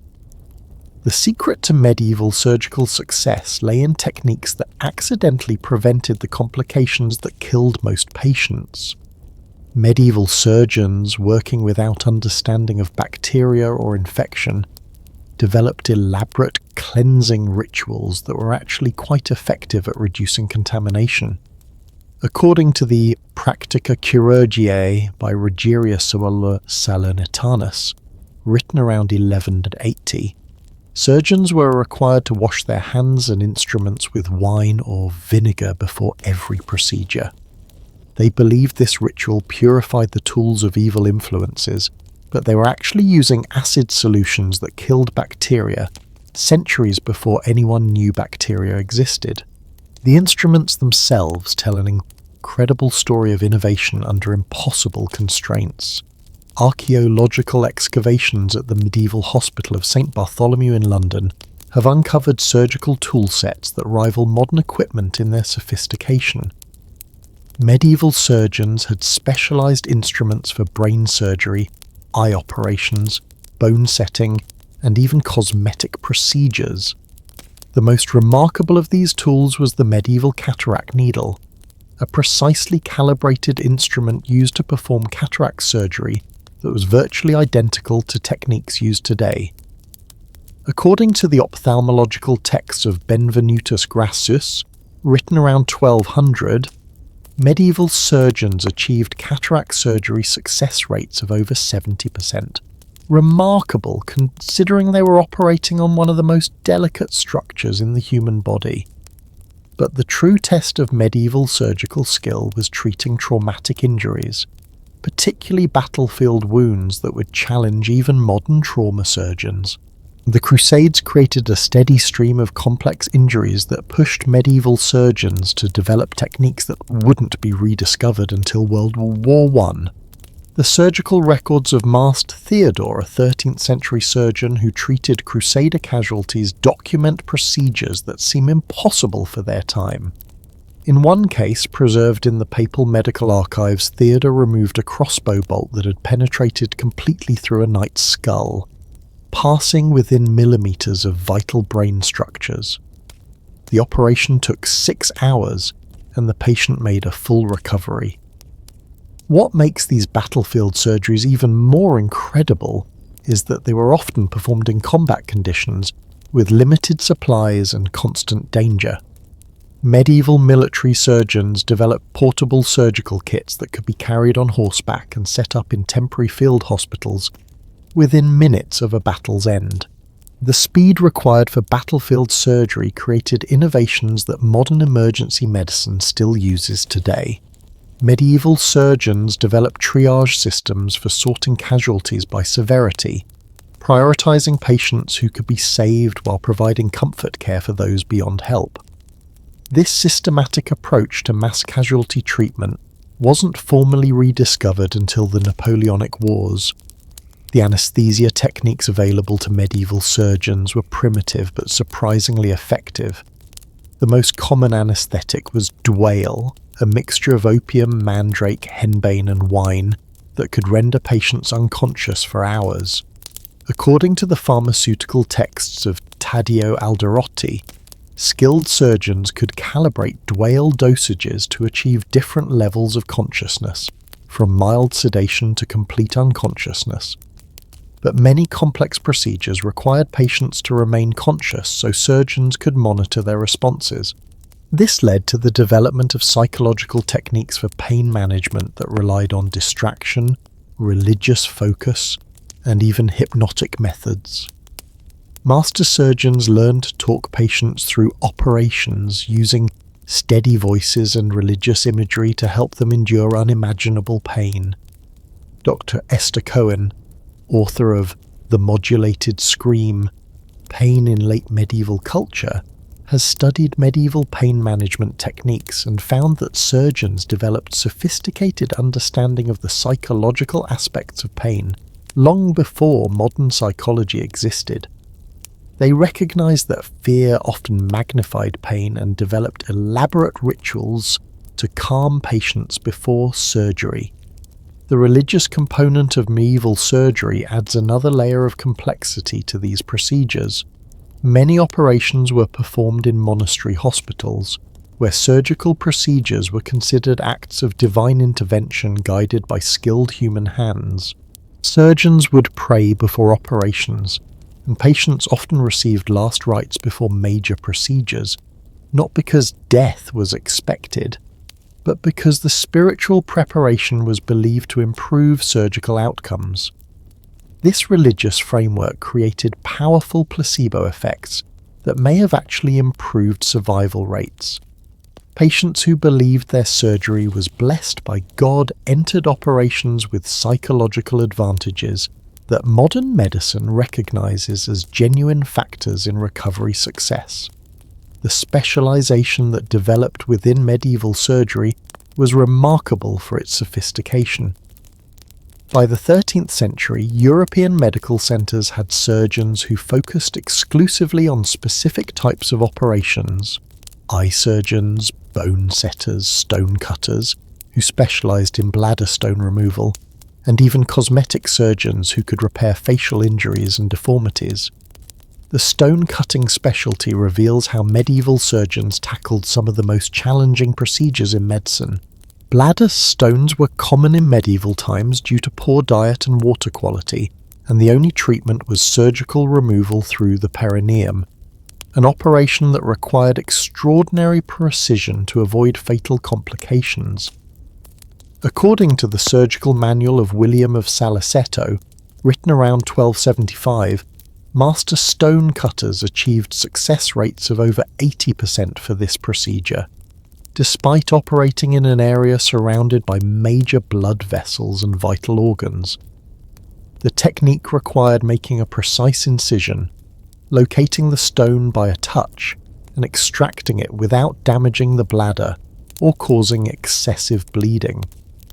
The economics of medieval surgery created a fascinating social dynamic where surgical skill could elevate practitioners from humble backgrounds to positions of enormous wealth and influence. Unlike university-trained physicians who came from noble families, many successful surgeons were sons of barbers, blacksmiths, or other craftsmen who learned their trade through apprenticeship. Master John of Ardern, perhaps medieval England's most famous surgeon, began as a barber's apprentice but became so skilled that he treated royalty and charged fees that exceeded a nobleman's annual income. His surgical manual, written around 1370, documents procedures and fee structures that reveal surgery as one of medieval society's most lucrative professions. The international exchange of surgical knowledge during the medieval period created a global network of medical innovation that connected Europe, the Islamic world, and even distant Asia. The translation movement that brought Arabic medical texts to Europe included sophisticated surgical manuals that revolutionized European practice. The surgical techniques of al-Zahrawi, known in Europe as abulcases, were particularly influential. His al-Tasrif, translated into Latin in the 12th century, introduced European surgeons to over 200 surgical instruments and procedures they had never seen before. Many of al-Zahrawi's innovations, including techniques for treating spinal injuries and performing plastic surgery, were centuries ahead of European practice.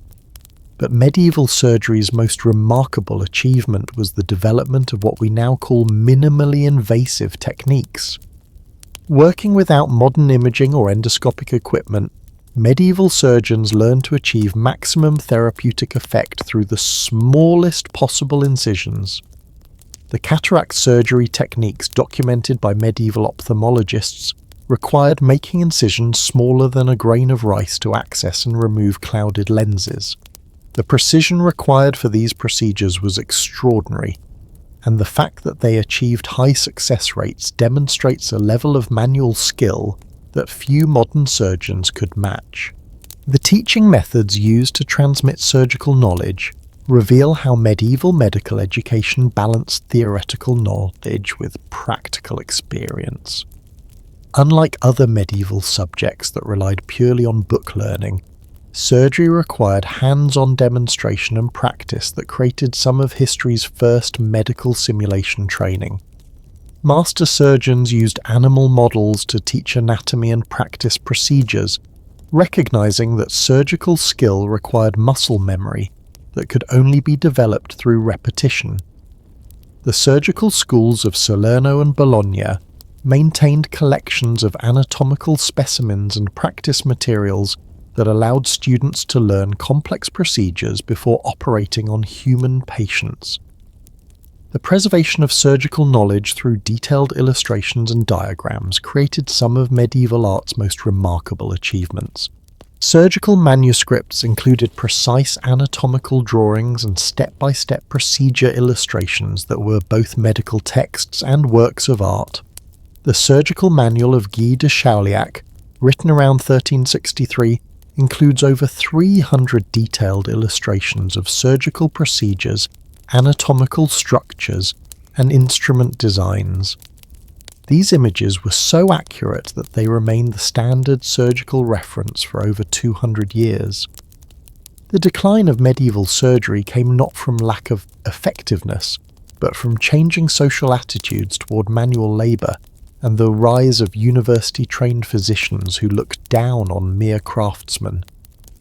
The separation of surgery from medicine that began during the Renaissance actually set back surgical progress for centuries.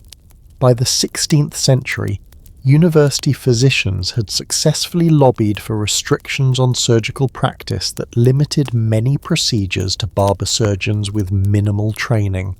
The sophisticated surgical techniques developed during the medieval period were gradually abandoned in favour of less effective but more respectable treatments. The rediscovery of medieval surgical techniques during the 19th and 20th centuries revealed how much knowledge had been lost during the Renaissance. Modern neurosurgeons studying medieval trepanation techniques found procedures that were actually superior to early modern methods, and some medieval innovations are still used in contemporary practice. What can we learn from medieval surgery's remarkable achievements? Perhaps the most important lesson is that innovation often emerges from necessity rather than comfort. Medieval surgeons, working under impossible conditions with primitive tools, developed techniques that modern surgeons, with all their advantages, sometimes struggle to match. The medieval surgical tradition also demonstrates the value of hands-on learning and apprenticeship in developing complex skills. The 7-year apprenticeships that produced master surgeons created levels of manual dexterity and procedural knowledge that modern medical education, with its emphasis on theoretical knowledge, sometimes fails to achieve. Think about this. Would you trust a medieval surgeon to operate on you if your life depended on it? Given their success rates and innovative techniques, you might be surprised by how reasonable that choice could be. As we conclude our journey through the brutal brilliance of medieval surgery, remember that every successful operation represented a triumph of human skill and determination over seemingly impossible odds. Those medieval surgeons, working by candlelight with primitive tools, achieved results that remind us that the healing arts depend as much on courage and experience as on technology. But the medieval medical mind that could perform brain surgery by candlelight also harbored beliefs about health and disease that seem incomprehensible today. Just ahead, we're entering the mystical world of medieval religious healing, where prayer and medicine intertwined in ways that created both miraculous recoveries and tragic misunderstandings. You're about to discover how medieval physicians believed that sin could cause sickness, how relics were prescribed like pills, and why some of the most effective healing took place not in hospitals but in cathedrals, where faith and medicine merged into something that transcended both. Miracles weren't just stories in medieval times, they were documented medical cases with witnesses, detailed records, and success rates that baffled even the physicians who witnessed them. In 1170, a blind woman named Petronilla travelled 400 miles to touch the tomb of Thomas Becket in Canterbury Cathedral. Within minutes of placing her hands on the stone, her sight returned completely. This wasn't just religious folklore, it was recorded by multiple witnesses, investigated by church authorities, and documented by physicians who could find no medical explanation for her recovery. But here's what will absolutely shock you. Medieval monastery hospitals had higher success rates for certain conditions than many secular hospitals, and modern medical research has discovered scientific explanations for why religious healing actually worked. The most mind-blowing part: some medieval religious healing practices are being quietly reintroduced in modern hospitals because they produce better patient outcomes than purely medical approaches.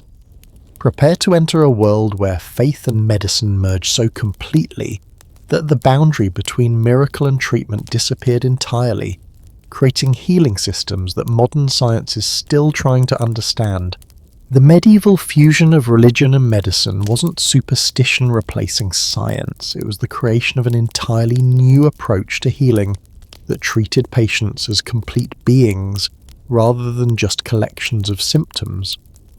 This holistic approach accidentally created therapeutic environments that modern healthcare is desperately trying to recreate. According to the Miracula of Guibert de Nogent, written around 1115, medieval monastery hospitals achieved cure rates for chronic conditions that exceeded secular medical facilities by significant margins. These weren't just claims made by biased religious chroniclers, they were observations recorded by travelling physicians who had no stake in promoting religious healing. The secret lay in what medieval monks called total care, a treatment philosophy that addressed spiritual, emotional, and physical needs simultaneously. Patients entering monastery hospitals didn't just receive medical treatment, they participated in healing communities designed to restore their entire sense of well-being. Dr. Peregrine Horden, author of The Earliest Hospitals in Byzantium, Western Europe and Islam, has analysed medieval hospital records and found that monastery hospitals pioneered concepts like patient advocacy, family involvement in care, and what we now call therapeutic environment design, creating physical spaces specifically intended to promote healing. The most famous example was the Hôtel Dieu in Paris, established around 650 AD and continuously operated for over 100 years. According to detailed records preserved in the Archives Nationales, the Hôtel Dieu treated over 15,000 patients annually by 1300, with documented cure rates that wouldn't be matched by secular hospitals until the 19th century. But the real innovation of religious healing was its psychological sophistication. Medieval monks understood that hope, community support, and spiritual meaning could have profound effects on physical recovery. They developed elaborate healing rituals that modern medicine recognizes as incredibly effective therapeutic interventions. The relic healing system reveals how medieval religious medicine created powerful placebo effects through elaborate psychological preparation. Patients seeking miraculous cures would often travel for weeks or months to reach famous healing shrines, participating in rituals that built expectation and created profound psychological states conducive to healing. The healing shrine of Santiago de Compostela in Spain documented over 3,000 miraculous cures between 1100 and 1500 according to the Codex Calixtinus. Medical analysis of these records shows that the majority involved conditions now recognized as psychosomatic or stress-related. Exactly the types of ailments where psychological intervention can produce genuine physical improvement.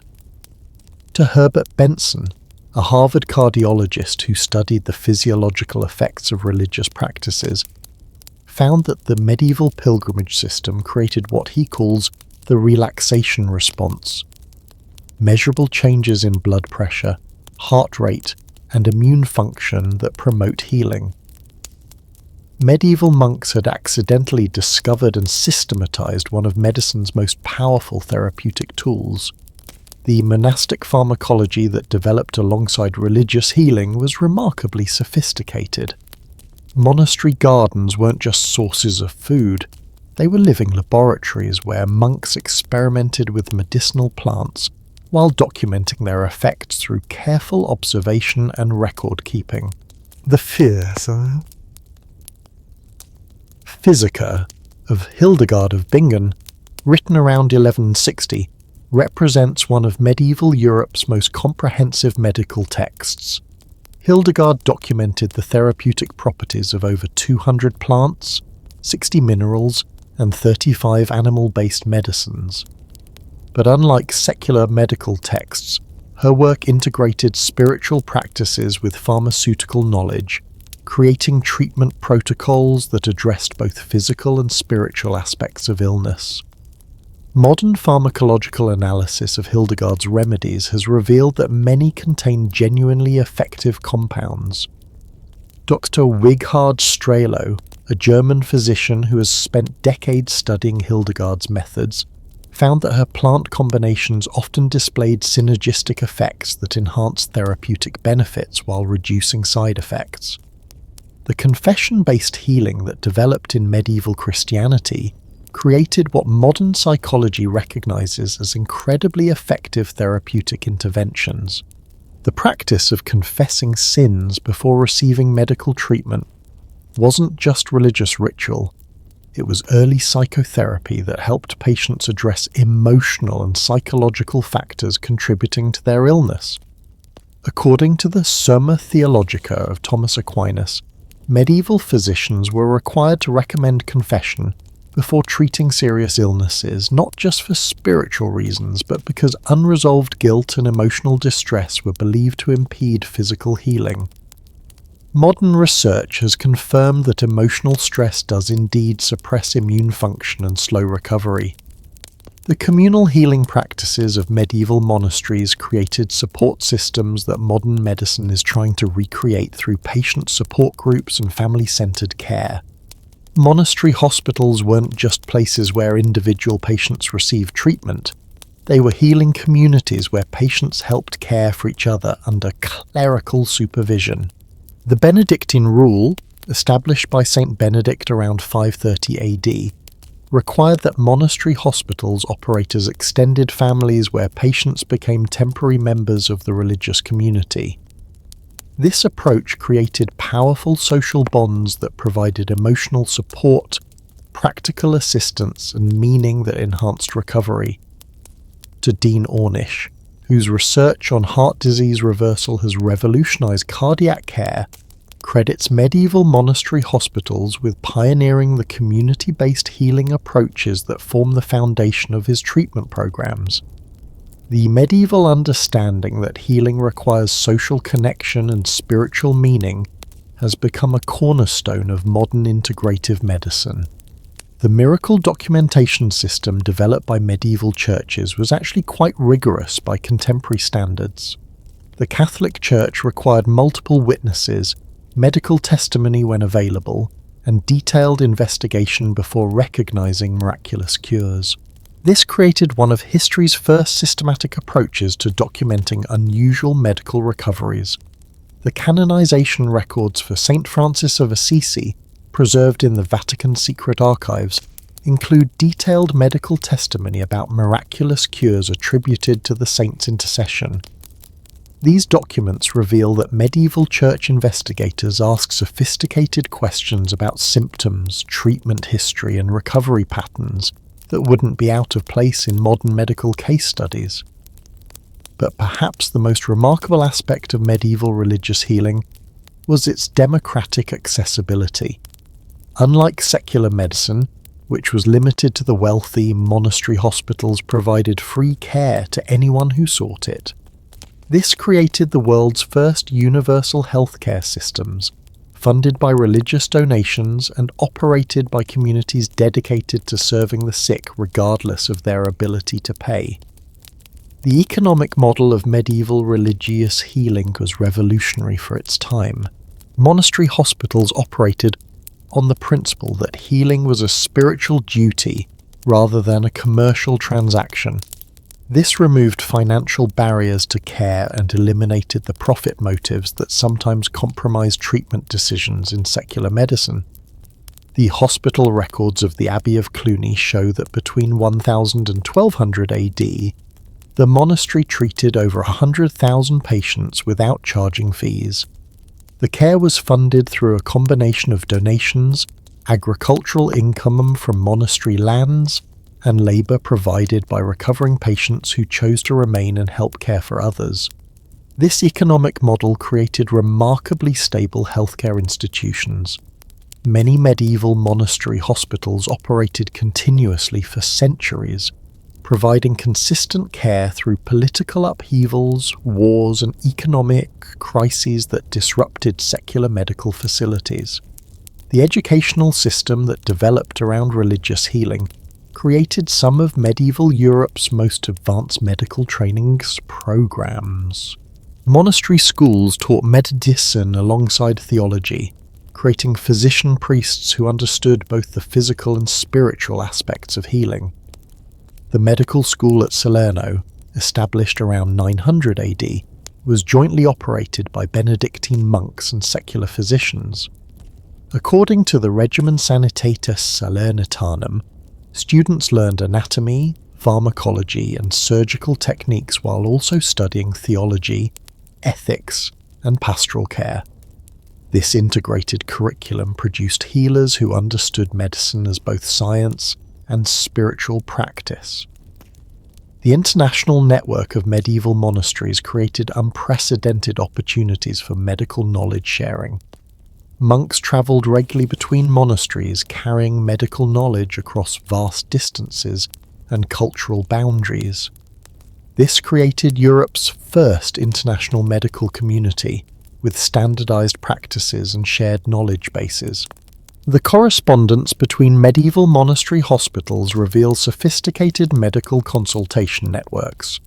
Difficult cases were often discussed among multiple institutions, with detailed case descriptions and treatment recommendations shared across hundreds of miles. This collaborative approach to complex medical problems wouldn't be seen again until the development of modern medical journals and professional societies. The specialized healing orders that emerged during the medieval period created focused expertise in specific types of medical care. The Order of St. John developed expertise in surgical treatment of battle injuries. The Order of St. Anthony specialized in treating ergotism and skin diseases. The Order of St. Lazarus focused on care for leprosy patients. These specialized religious orders created centers of medical excellence that attracted patients from across Europe.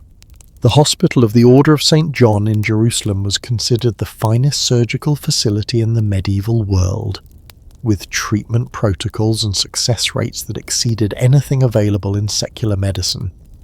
The decline of religious healing began during the Renaissance, when secular authorities increasingly restricted the medical activities of religious orders.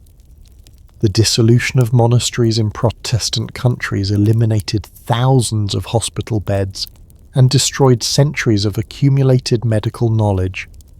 But the separation of medicine and religion that characterized the modern period may have created more problems than it solved. The purely biological approach to healing that dominated 20th century medicine is increasingly being supplemented with approaches that recognize the importance of spiritual and emotional factors in health and recovery. Modern hospitals are quietly reintroducing many practices pioneered by medieval religious healers. Meditation rooms, chaplaincy services, family-centered care, and holistic treatment approaches that address patients' spiritual as well as physical needs. The mindfulness meditation programs now common in major medical centers are essentially secularized versions of the contemplative practices that medieval monks used to promote healing.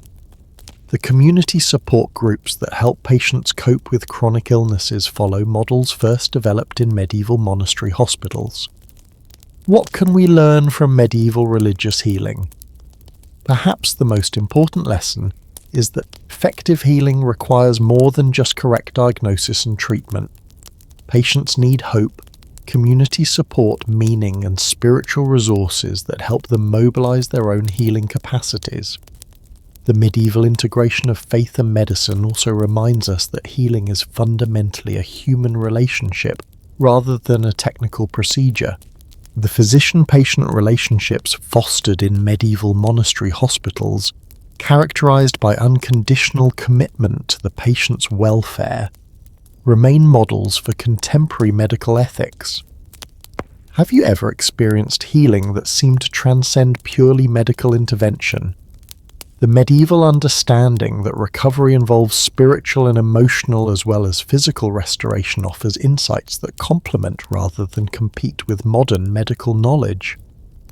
As we conclude our exploration of medieval religious healing, remember that every miraculous cure documented in monastery records represented someone's triumph over suffering through the combination of faith, community support, and medical knowledge.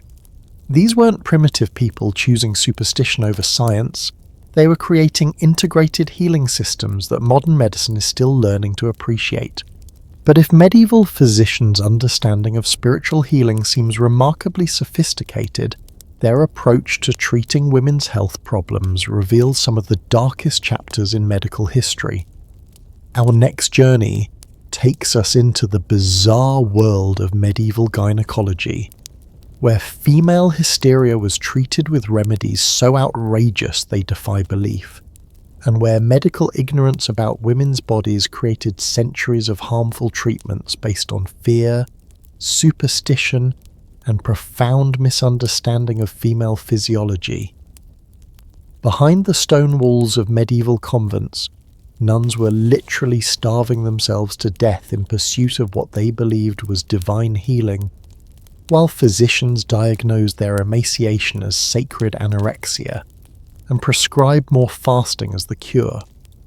In 1384, a young woman named Catherine of Siena convinced her doctor that her inability to eat solid food was a miraculous sign of holiness. For 8 years, she survived on nothing but communion wafers and water, while physicians celebrated her condition as proof of female spiritual superiority. She died at age 33, her body completely destroyed by malnutrition that medieval medicine had transformed into a religious virtue. But here's what will absolutely horrify you. Medieval physicians believed that women's wombs could literally detach and wander around inside their bodies, causing everything from depression to violent outbursts. The treatments they prescribed to capture these runaway organs were so bizarre, so invasive and so dangerous that they killed more women than they helped. And the most shocking part? Some of these medieval theories about female hysteria persisted in medical practice until the 1950s. Welcome to the darkest chapter in medical history, where ignorance about women's bodies created centuries of harmful treatments disguised as healing, and where medical misogyny was literally written into the prescription books. The medieval understanding of women's health was built on a foundation of anatomical ignorance and cultural prejudice that created medical theories so wrong they seem like deliberate satire. The root of the problem lay in the ancient Greek theory of the wandering womb, first proposed by Plato and enthusiastically adopted by medieval physicians who had never actually studied female anatomy. According to the medical texts of Constantine the African, translated from Arabic around 1070, the female uterus was believed to be an independent creature living inside women's bodies. This animal within an animal was supposedly attracted to sweet smells and repelled by foul odours, meaning it could move freely throughout the body in search of pleasant fragrances. The Trotula, a collection of medieval women's medical texts compiled around 1200, describes the wandering womb theory in elaborate detail. When the uterus moved upward toward the heart, it caused fainting and breathlessness. When it travelled toward the brain, it produced madness and violent behaviour. When it became lost in the abdomen, it created the condition medieval physicians called hysteria, literally meaning from the womb. To Monica Green, author of Making Women's Medicine Masculine, has analysed hundreds of medieval gynecological texts and found that the wandering womb theory dominated women's healthcare for over 800 years. This wasn't just theoretical speculation. It was the basis for actual medical treatments that were prescribed to thousands of women across medieval Europe. The treatments designed to recapture wandering wombs were both absurd and terrifying. According to the Gynecological Manual of Mussio, written around 500 AD but widely used throughout the medieval period, physicians could lure a displaced uterus back to its proper position by placing sweet-smelling substances near the vagina while applying foul-smelling materials to the nose and mouth. This led to medical procedures where women were subjected to fumigation treatments involving burning aromatic herbs between their legs while having rotten meat or human excrement held under their noses. The theory was that the uterus would be simultaneously attracted by the pleasant smells below and repelled by the disgusting odours above, forcing it to return to its correct anatomical position. But the wandering womb was just the beginning of medieval medicine's assault on women's health. Medieval physicians also believed that women's blood was fundamentally different from men's blood, colder, more corrupted, and requiring regular purging to prevent it from poisoning the entire body. This theory led to the medicalization of menstruation in ways that created lifelong health problems for medieval women. According to the medical writings of Albertus Magnus, Women who didn't menstruate regularly were at risk of blood poisoning that could cause madness, physical deformity, and even death. The prescribed treatments included induced bleeding through leeches, deliberate cutting, and forced vomiting designed to purge the corrupted humours. The pregnancy and childbirth practices of medieval medicine reveal how little physicians understood about female reproductive physiology. The Diseases of Women section of the Salernitan medical curriculum, preserved in manuscripts from the 12th century, contains advice so dangerous that following it would virtually guarantee maternal and infant mortality. Medieval physicians believed that difficult labour was caused by the mother's sins, requiring spiritual purification before medical intervention could be effective. This led to delays in medical assistance that often proved fatal. According to the obstetrical text of Trotula of Salerno, women experiencing prolonged labour were first subjected to confession, prayer and fasting, before physicians would attempt physical interventions. The caesarean section procedures documented in medieval texts reveal both remarkable surgical skill and profound ignorance about female anatomy. The surgical manual of Rogerius Salernitanus describes caesarean techniques that were technically sophisticated but were only performed after the mother had died, because medieval physicians believed that opening a living woman's abdomen would instantly kill her. This created a tragic situation where women who might have survived caesarean delivery were allowed to die in labour because physicians feared the surgical intervention more than they feared the consequences of obstructed delivery. Archaeological evidence from medieval cemeteries shows maternal mortality rates approaching 30% in some communities. The contraception and fertility treatments available to medieval women were a mixture of genuine herbal medicine and dangerous quackery. The Secrets of Women attributed to Albertus Magnus includes recipes for contraceptive potions that contained genuinely effective plant compounds alongside ingredients that were either useless or actively harmful. Some medieval contraceptive methods were surprisingly sophisticated. The use of pessaries containing acacia gum, crocodile dung and honey, documented in texts translated from Arabic sources, actually provided effective sperm-blocking barriers. Modern analysis has shown that these ingredients create acidic environments that inhibit conception. But other medieval fertility treatments were deadly. The practice of inserting foreign objects into the uterus to encourage conception led to infections that killed numerous women. The medical texts of Avicenna describe procedures involving the insertion of animal organs, metal objects, and toxic substances that were supposed to awaken the sleeping womb. The mental health treatment of medieval women reveals how medical ignorance combined with social prejudice to create systematic oppression disguised as healthcare. Any behaviour that deviated from medieval expectations of female submission could be diagnosed as uterine fury, requiring immediate medical intervention. The case studies preserved in medieval medical texts show women being treated for symptoms that included speaking too loudly, expressing anger, refusing to marry, or demonstrating intellectual curiosity. These behaviours were attributed to uterine displacement, blood corruption, or demonic influence, leading to treatments that were essentially punishment disguised as medicine.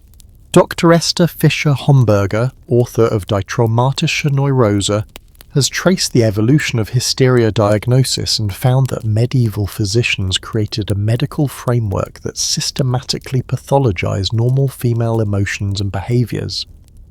Women who expressed dissatisfaction with their social circumstances were literally diagnosed as medically disordered. The religious aspects of medieval women's medicine created additional layers of oppression and danger.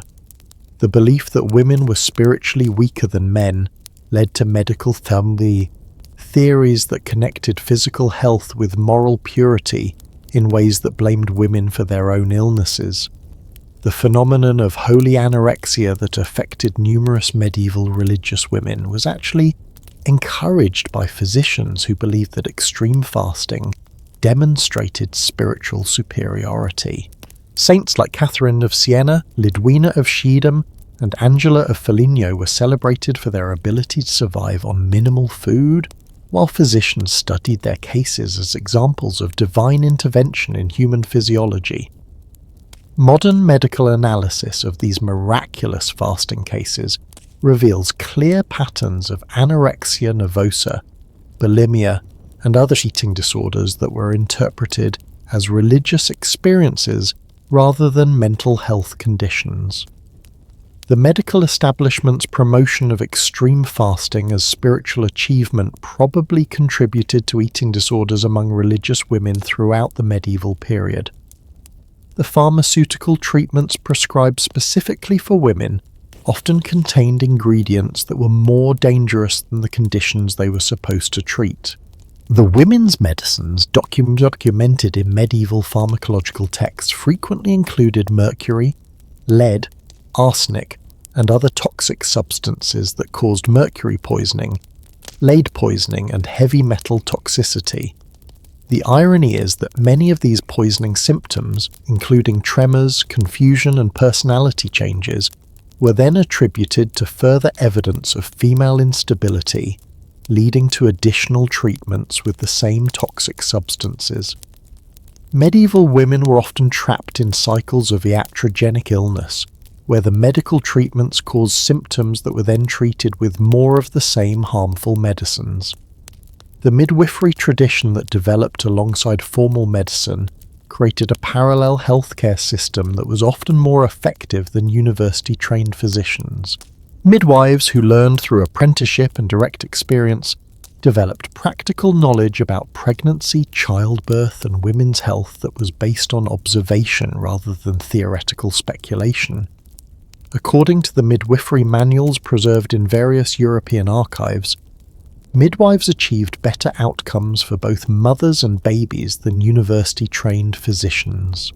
Their empirical approach to childbirth management, including the use of ergot preparations to control bleeding and positioning techniques to facilitate delivery, was often superior to the interventions prescribed by male physicians.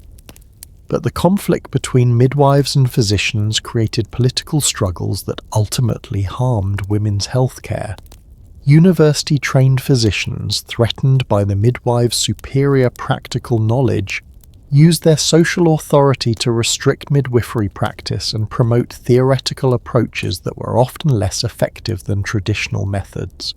The witch trial phenomenon that peaked during the late medieval period specifically targeted women with medical knowledge, particularly midwives and herbalists. The Malleus Maleficarum, published in 487, explicitly connected women's medical practice with witchcraft, leading to the persecution and execution of thousands of women whose crime was possessing healthcare knowledge. Dr. Silvia Federici's research into the European witch hunts has shown that many accused witches were actually skilled healthcare providers whose knowledge threatened the male-dominated medical establishment. The witch trials effectively eliminated generations of women's medical knowledge and destroyed traditional healthcare networks that had served women for centuries. The economic aspects of medieval women's medicine reveal how healthcare became a tool for controlling women's economic independence. Women who practiced medicine independently could achieve economic autonomy that threatened patriarchal social structures, leading to legal restrictions on women's medical practice.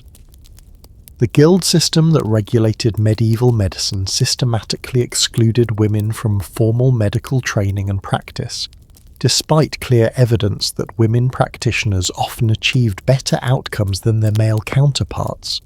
This exclusion forced women's medical knowledge underground, making it vulnerable to suppression and persecution. The international trade in women's medicines created markets for exotic and expensive treatments that often exploited women's desperation for relief from conditions that male physicians couldn't understand or effectively treat. Merchants sold costly imported herbs, exotic animal parts and rare minerals specifically marketed as treatments for female complaints. The decline of medieval gynecology came slowly and reluctantly. Even as anatomical knowledge improved during the Renaissance, many medieval theories about women's health persisted well into the modern period. The wandering womb theory wasn't definitively disproven until the development of modern gynecological surgery in the 19th century. But perhaps the most disturbing legacy of medieval women's medicine is how it established patterns of medical misogyny that continue to influence healthcare for centuries. The assumption that women's health problems were fundamentally different from real medical conditions, the tendency to attribute women's symptoms to psychological rather than physical causes, and the systematic exclusion of women from medical research all have roots in medieval medical practice. Modern healthcare is still grappling with the consequences of these historical biases. The underrepresentation of women in medical research, the tendency to dismiss women's pain as psychological, and the persistent gaps in understanding women's health conditions all reflect the lingering influence of medieval medical assumptions about female inferiority and instability. What can we learn from this dark chapter in medical history? Perhaps the most important lesson is the danger of allowing cultural prejudices to masquerade as medical knowledge. The medieval physicians who created theories about wandering wombs and corrupted female blood weren't deliberately trying to harm women. They were working within cultural frameworks that made it impossible for them to see women as fully human. The story of medieval women's medicine also highlights the importance of including diverse voices in healthcare research and practice. The exclusion of women from medieval medical education created a system where half the population was treated by practitioners who had no direct experience with female physiology and no incentive to challenge their assumptions about women's health. As we close this troubling chapter on medieval medicine's treatment of women, remember that every harmful prescription, every dangerous procedure, every degrading diagnosis was imposed on real women who deserved better health care than their society was willing to provide. Their suffering wasn't meaningless. It teaches us to question medical authority and demand evidence-based treatment that respects the full humanity of all patients. But if medieval medicine's approach to women's health seems primitive and cruel, wait until you discover how they treated the youngest and most vulnerable patients of all. Our next exploration ventures into the heartbreaking world of medieval pediatric medicine, where children were essentially treated as miniature adults and subjected to remedies that were often more dangerous than the diseases they were meant to cure. These stories of medieval childhood illness and treatment will reveal both the depths of parental love and the tragic consequences of medical ignorance. The tiny gravestones scattered throughout medieval cemeteries tell a heartbreaking story that most people never hear. In 1348, during the Black Death, a French physician named Master Guillaume prescribed mercury vapor treatments to infants as young as 6 months old, believing it would protect them from plague. Instead of saving lives, these preventive treatments poisoned dozens of babies in the village of Carcassonne. The parents, desperate to protect their children, lined up daily to have their infants exposed to deadly mercury fumes because the most learned doctor in the region had assured them it was the safest medicine available. Here's what will absolutely devastate you. Medieval child mortality rates weren't just high because of disease and poor nutrition. They were catastrophically worsened by medical treatments that killed more children than they saved. But here's the part that kept me researching through the night. Some medieval pediatric treatments were so advanced that modern children's hospitals are rediscovering and implementing them today, 6 centuries later. prepare yourself for the most heartbreaking chapter in medical history, where parental love collided with medical ignorance to create tragedies that could have been easily prevented, yet also produced innovations that still save children's lives today. Medieval childhood was a medical minefield, where even the most basic healthcare decisions could mean the difference between life and death. The fundamental problem was that medieval physicians treated children as miniature adults, using the same diagnostic methods and prescribing the same treatments in proportionally smaller doses, without understanding that children's physiology is fundamentally different from adult physiology. According to the pediatric sections of the Practica by Bartholomeus Anglicus, written around 1240, children were believed to be born with excess moisture that needed to be dried out through various medical interventions. This theory led to treatments that systematically dehydrated infants and young children, often causing more harm than the original illnesses. The dosing calculations used for children were particularly dangerous. Medieval physicians calculated pediatric doses based on body weight alone, without understanding that children metabolize drugs differently than adults. According to the pharmaceutical manual Antidotarium Nicolai, widely used throughout medieval Europe, children should receive exactly half the adult dose of any medicine, a guideline that resulted in systematic overdosing for some drugs and underdosing for others. Shulamith Shahar, author of Childhood in the Middle Ages, has analysed medieval medical records and found that children treated with adult medications had mortality rates nearly 40% higher than those who received no medical treatment at all. Medieval medicine was literally more dangerous for children than no medical intervention whatsoever. The teething remedies prescribed by medieval physicians reveal how good intentions combined with wrong theories created deadly treatments. Teething was believed to be caused by corrupt humours rising to the head, requiring aggressive intervention to prevent the child from developing permanent brain damage or dying from humoral imbalance. The standard teething treatment documented in the Regimen Sanitatis Salernitanum involved rubbing the infant's gums with a mixture containing mercury, lead, and opium. The mercury was supposed to cool the inflamed gums, the lead would strengthen the developing teeth, and the opium would calm the child's distress. In reality, this combination caused heavy metal poisoning that killed thousands of infants across medieval Europe. Archaeological analysis of medieval children's remains has revealed widespread evidence of mercury and lead poisoning among infants and toddlers, suggesting that teething treatments were a major cause of child mortality. Dr. Rebecca Gowland, a bioarchaeologist at Durham University, has found that medieval children's skeletons show bone development patterns consistent with chronic heavy metal exposure beginning in infancy. The fever treatments prescribed for children were equally dangerous. Medieval physicians believed that children's fevers were more dangerous than adult fevers because children's natural heat was already higher, meaning that any additional heat could literally cook their brains. This led to aggressive cooling treatments that often induced hypothermia in already vulnerable patients. The cooling treatments included immersing feverish children in ice-cold water, applying snow or ice directly to their skin, and forcing them to drink large quantities of cold liquids. According to the medical manual of Gilbertus Anglicus, these treatments should continue until the child's temperature felt appropriately cool to the physician's touch, a guideline that often resulted in dangerous hypothermia.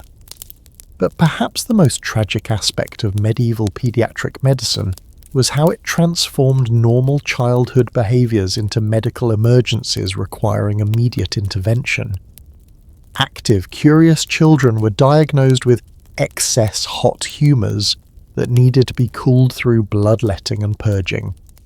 Quiet, thoughtful children were considered to have cold, melancholic humours, requiring warming treatments that often included toxic substances.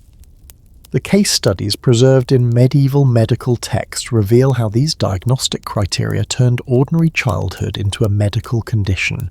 According to the Lilium Medicinae by Bernard de Gordon, children who cried frequently, refused to eat certain foods, or showed fear of strangers were all exhibiting symptoms of humoral imbalance requiring medical correction. This medicalization of normal child development created a system where healthy children were subjected to harmful treatments designed to correct their natural behaviors. The psychological impact of these medical interventions probably caused lasting trauma in children who survived them, while creating additional stress for parents who were told their children's normal behaviors indicated serious medical problems. The surgical procedures performed on medieval children were both remarkably sophisticated and horrifyingly dangerous. Medieval physicians performed complex operations on children, including trepanation, cataract removal, and even primitive heart surgery, often with success rates that seem impossible given their limited resources. The surgical manual of Guy de Chauliac describes a procedure performed on a 7-year-old boy who had been born with a severe cleft palate. The operation, performed around 1350, involved reconstructing the child's palate using tissue grafts and metal supports. According to the detailed surgical notes, the child not only survived the procedure, but regained normal speech and eating function. But these surgical successes were overshadowed by the routine operations that killed far more children than they helped. Circumcision, performed for both religious and medical reasons, had mortality rates approaching 15% due to infection and blood loss. Tonsillectomy, believed to prevent corrupt vapors from reaching the brain, killed approximately 1 in 4 children who underwent the procedure. The anesthesia methods available for pediatric surgery were crude and dangerous. Children were given dwale, a mixture of opium, hemlock, and wine, in doses calculated to render them unconscious without killing them. The margin between effective anesthesia and fatal overdose was so narrow that many children died from the anesthetic rather than from their surgical conditions. The nutritional treatments prescribed for sick children often made their conditions worse rather than better. Medieval physicians believed that sick children needed easily digestible foods, which they interpreted as meaning highly processed, refined foods that were actually nutritionally inadequate for growing children. According to the dietary recommendations in the Regimen Sanitatis, sick children should be fed white bread, clear broths, and diluted wine, while avoiding fruits, vegetables, and substantial proteins that might overtax their weakened digestive systems. This dietary regimen systematically malnourished sick children at precisely the time when they needed maximum nutritional support for recovery. The most heartbreaking cases involve children suffering from what we now recognize as vitamin deficiency diseases. Medieval physicians treating children with scurvy, rickets, or pellagra often prescribed diets that eliminated the very foods that could have cured their conditions. Children with scurvy were forbidden fresh fruits and vegetables. Those with rickets were kept indoors to avoid harmful air. Children with pellagra were given refined grains instead of whole grains that contained essential nutrients. The mental health treatment of medieval children reveals how little physicians understood about child development and psychology. Children exhibiting what we now recognize as normal developmental stages were often diagnosed with serious mental disorders requiring aggressive medical intervention. Toddlers going through typical developmental phases like increased independence, testing boundaries, or separation anxiety were diagnosed with demonic possession or humoral corruption, requiring exorcism, bloodletting, or confinement. The medical texts of Avicenna include detailed descriptions of restraint devices designed specifically for difficult children, including miniature straitjackets and head restraints.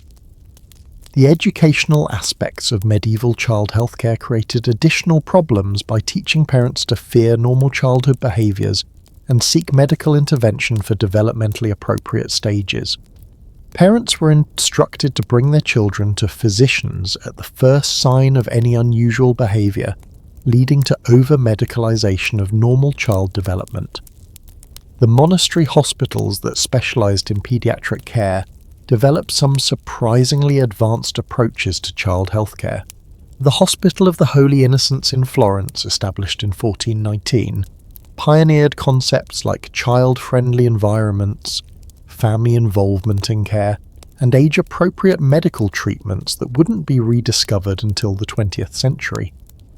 According to the hospital records preserved in the Florentine State Archives, the Hospital of the Holy Innocents achieved child survival rates nearly twice as high as other medical facilities. Their approach emphasized gentle care, appropriate nutrition, and minimal medical intervention, concepts that modern pediatrics has embraced as best practices.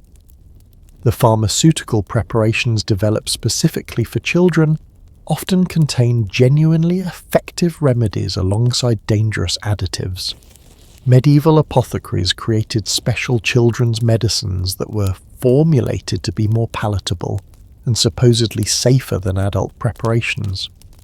Some of these pediatric medicines were remarkably sophisticated. The Syrupus de Althea used to treat children's coughs contained marshmallow root, honey, and other ingredients that modern pharmacology recognizes as effective cough suppressants and throat soothers. But these beneficial ingredients were often combined with mercury, lead, or opium that negated any therapeutic benefits. The international trade in pediatric medicines created markets for exotic and expensive treatments that exploited parents' desperation to help their sick children. Merchants sold unicorn horn powder, specifically marketed for children's fevers, dragon's blood for childhood injuries, and phoenix feather ash for respiratory problems. The economic burden of medical care for sick children often bankrupted medieval families. Unlike adult illnesses, which might affect a family's primary breadwinner for a limited time, chronic childhood illnesses could consume family resources for years while producing little economic return on the medical investment. The social support systems that developed around childhood illness reveal both the best and worst aspects of medieval community life. Neighbours often contributed money and resources to help families with sick children, but they also sometimes blamed parents for their children's illnesses, creating additional psychological stress during medical crises. The religious aspects of medieval pediatric medicine created complex dynamics around childhood illness and death. Sick children were often seen as specially blessed by God, leading to elaborate religious rituals designed to preserve or restore their health through divine intervention. The practice of oblation, dedicating sick children to religious life in exchange for divine healing, became common among desperate parents. Monastery records show thousands of children were given to religious orders by parents who believed this sacrifice would purchase miraculous cures for their other children. The decline of medieval pediatric practices came gradually as Renaissance physicians began to recognize that children required different medical approaches than adults. The first specialized children's hospitals, established in the 16th century, marked the beginning of true pediatric medicine as a distinct medical specialty. But many medieval insights about child health care were lost during this transition. The emphasis on gentle care, family involvement, and minimal intervention that characterized the best medieval pediatric facilities was often abandoned in favor of more aggressive medical approaches that sometimes did more harm than good. The legacy of medieval pediatric medicine extends beyond historical curiosity. Modern children's hospitals are rediscovering many medieval insights about the importance of family-centered care, age-appropriate environments, and the therapeutic value of play and social interaction in pediatric healing. What can we learn from this tragic chapter in medical history? Perhaps the most important lesson is that good intentions are never enough when treating vulnerable populations like children. Medical interventions, no matter how well-meaning, must be based on solid understanding of the specific needs and vulnerabilities of the patients being treated. The story of medieval pediatric medicine also reminds us that parents will go to extraordinary lengths to help their sick children, even when the available treatments are dangerous or ineffective. This parental devotion deserves medical responses that are both scientifically sound and compassionately delivered. Think about this.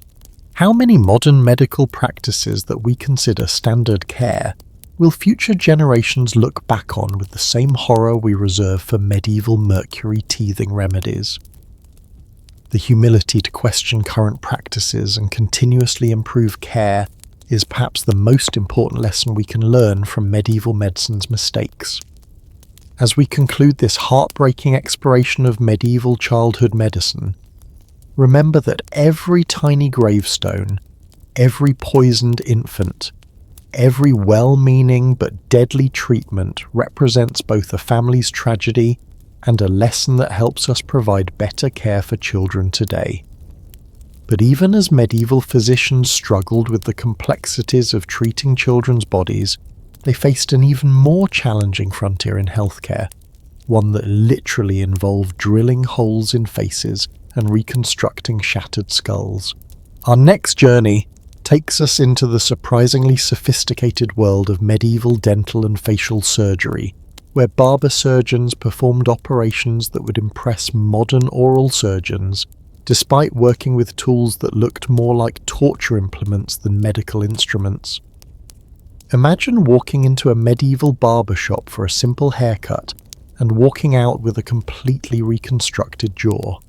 In 1363, a Parisian barber surgeon named Master Pierre performed what can only be described as the world's first successful facial transplant surgery, rebuilding a knight's shattered face using bone fragments from a pig, metal wire, and techniques so advanced that they wouldn't be attempted again until the 20th century.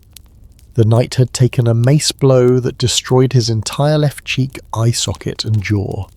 6 months later, he was eating solid food and had regained enough facial function to return to court life. Here's what will absolutely blow your mind. Medieval dental surgery was often more successful than modern procedures, with tooth extraction success rates approaching 98% and pain management techniques that some contemporary dentists are studying and adopting. But here's the part that kept me awake researching. These barber surgeons were performing complex facial reconstructions with tools that looked like they belonged in a torture chamber, yet achieving results that modern plastic surgeons struggle to match. Welcome to the blood-soaked, surprisingly sophisticated world of medieval dental and facial surgery, where the same person who trimmed your beard might also rebuild your entire face. The evolution of medieval dental surgery from crude tooth-pulling to sophisticated oral medicine represents one of the most remarkable transformations in medical history. Unlike university-trained physicians who considered dental work beneath their dignity, barber surgeons embraced dental care as an essential part of their craft, developing techniques through direct experience with thousands of patients.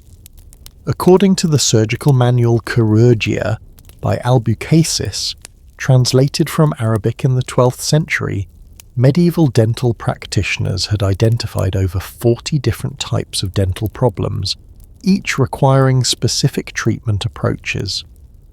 This diagnostic sophistication rivaled modern dental classification systems and demonstrated a level of clinical observation that few other medical specialties achieved. The tools used by medieval dental surgeons were marvels of engineering that combined form and function in ways that modern instrument designers still admire.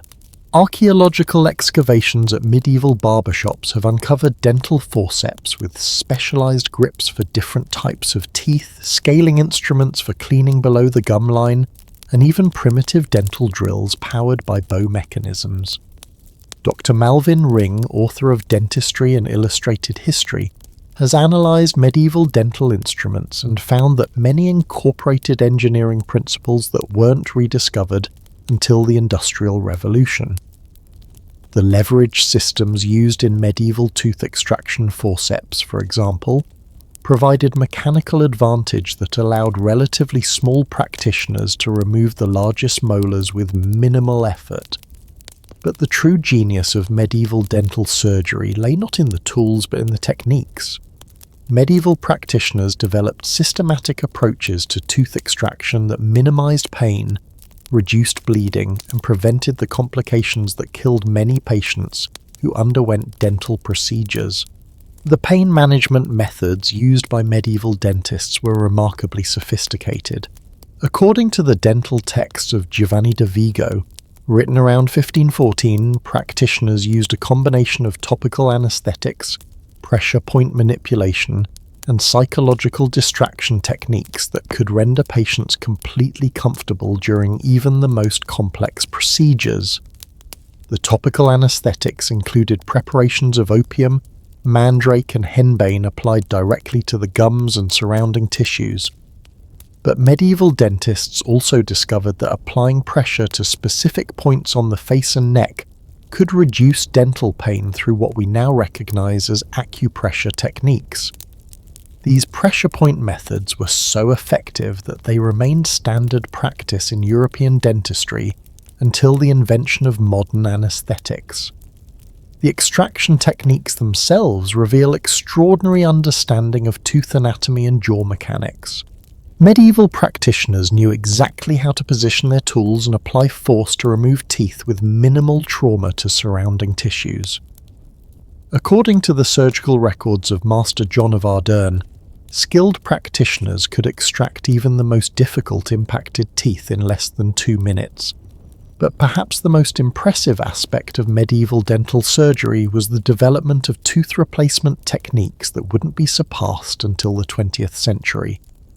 Medieval practitioners regularly transplanted teeth from one person to another, created artificial teeth from carved bone and ivory, and even developed primitive implant procedures using metal posts anchored directly into the jawbone. The tooth transplantation procedures documented in medieval texts seem almost impossible by modern standards. According to the Dental Manual of Pierre Fauchard, written in the early 18th century but describing techniques that had been used for centuries, practitioners could successfully transplant healthy teeth from young donors into the mouths of wealthy patients who had lost teeth to decay or injury. The success rates for these transplant procedures were remarkable. Approximately 60% of transplanted teeth survive for more than 5 years, and some function normally for decades. The key to success lay in the speed of the procedure and the careful matching of donor and recipient tooth sizes and shapes. The artificial tooth construction techniques reveal medieval craftsmen's incredible attention to detail and artistic skill. Carved ivory teeth were individually shaped to match the patient's remaining natural teeth, then attached using gold wire or silk thread anchored to adjacent teeth. The most expensive artificial teeth were carved from walrus ivory and inlaid with precious metals to create realistic colouring. Archaeological analysis of medieval artificial teeth has revealed construction techniques that rival modern dental prosthetics in their sophistication. Dr. Rachel Bairstow, a dental archaeologist at the University of Bradford, has found medieval dental work that includes precise bite adjustment, custom colour matching, and even primitive shock absorption systems designed to protect the artificial teeth from damage during eating. The facial reconstruction surgeries performed by medieval practitioners represent some of the most advanced surgical procedures of the pre-modern era. These operations, typically performed on knights and nobles who had suffered battlefield injuries, required extraordinary surgical skill and anatomical knowledge. The case study preserved in the surgical notes of Guy de Chauliac describes a facial reconstruction performed on a tournament knight whose helmet had been crushed into his face, destroying his nose, upper jaw, and part of his forehead. The reconstruction required rebuilding the underlying bone structure using metal frameworks, reshaping soft tissues, and creating new pathways for breathing and eating.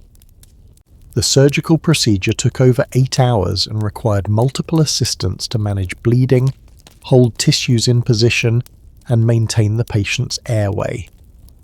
According to the detailed notes, the patient not only survived the surgery but regained enough facial function to resume his military career, albeit with a somewhat altered appearance. The metallurgy involved in medieval facial reconstruction was incredibly sophisticated. Surgeons used gold, silver, and specially prepared iron alloys to create internal frameworks that could support reconstructed facial features. These metal implants had to be shaped precisely to match the patient's anatomy while being strong enough to withstand the mechanical stresses of eating, speaking, and normal facial expressions. The infection control methods developed by medieval dental and facial surgeons were often more effective than those used in other medical specialties. Working in the mouth and face, where infection could quickly spread to vital structures, practitioners developed elaborate cleansing rituals and wound care protocols that minimized post-operative complications.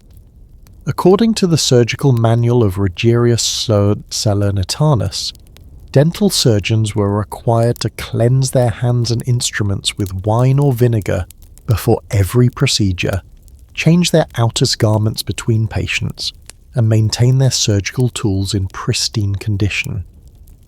These practices, while based on humoral theory rather than germ theory, accidentally created nearly sterile surgical environments. The social aspects of medieval dental and facial surgery reveal fascinating insights into medieval attitudes toward appearance and social status.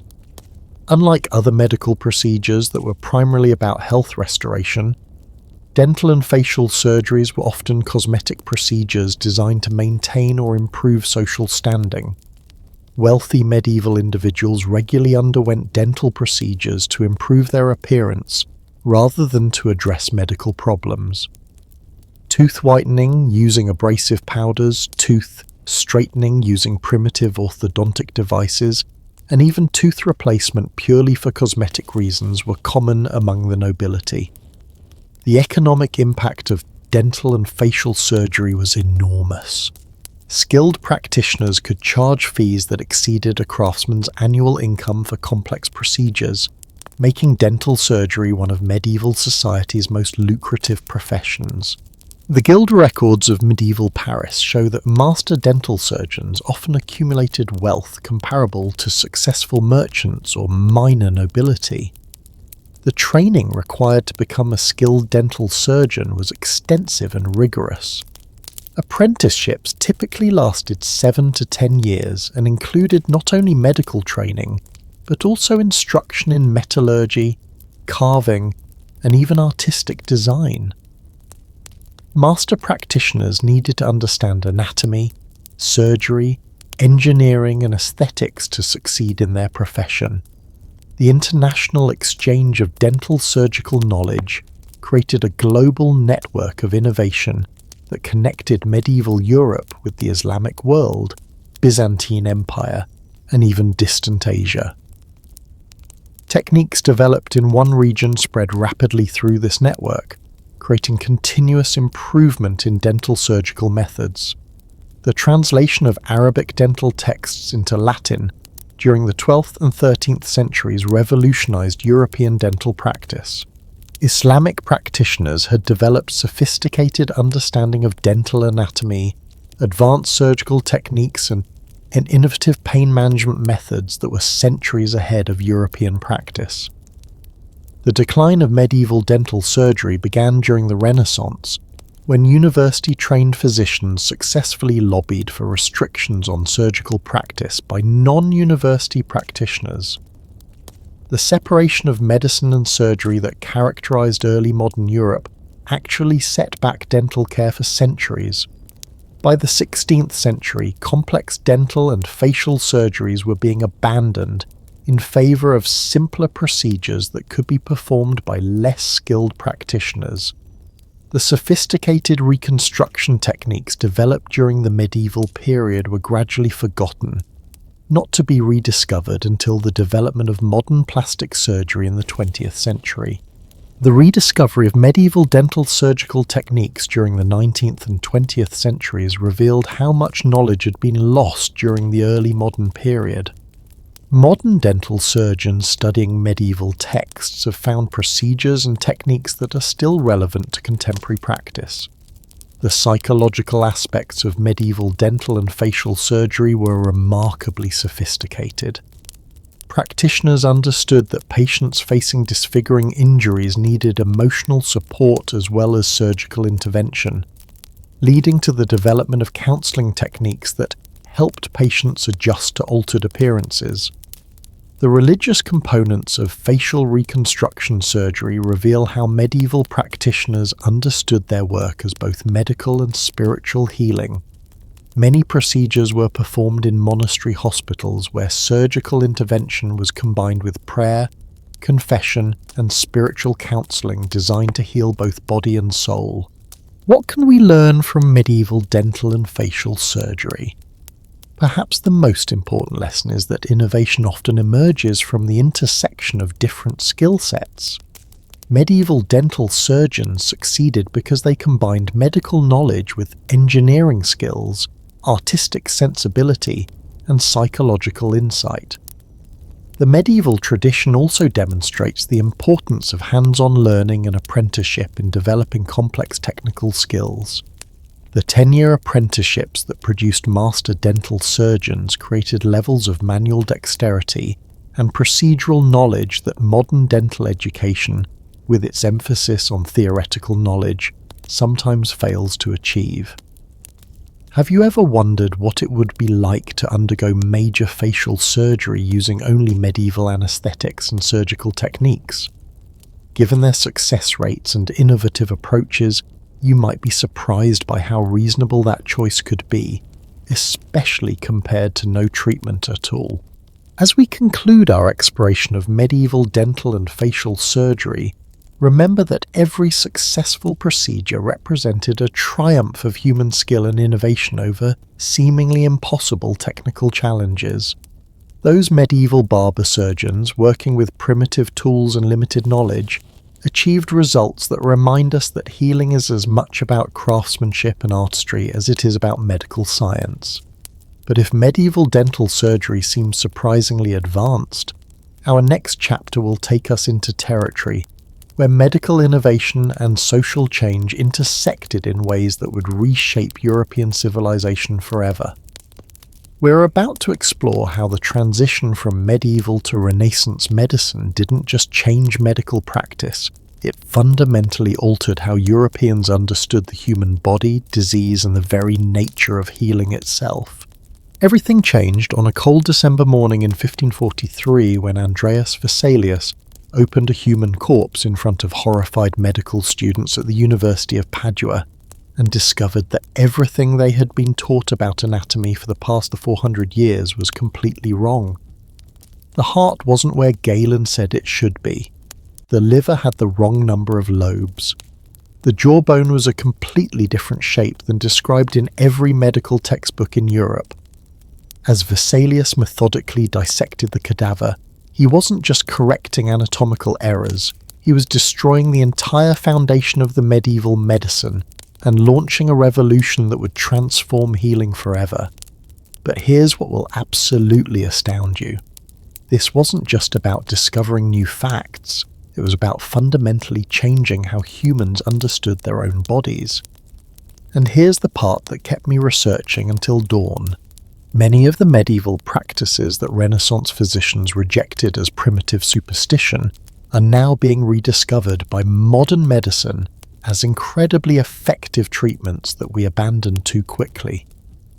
Prepare yourself for the most dramatic transformation in medical history, where the collision between old and new knowledge created both revolutionary breakthroughs and tragic losses that still influence healthcare today.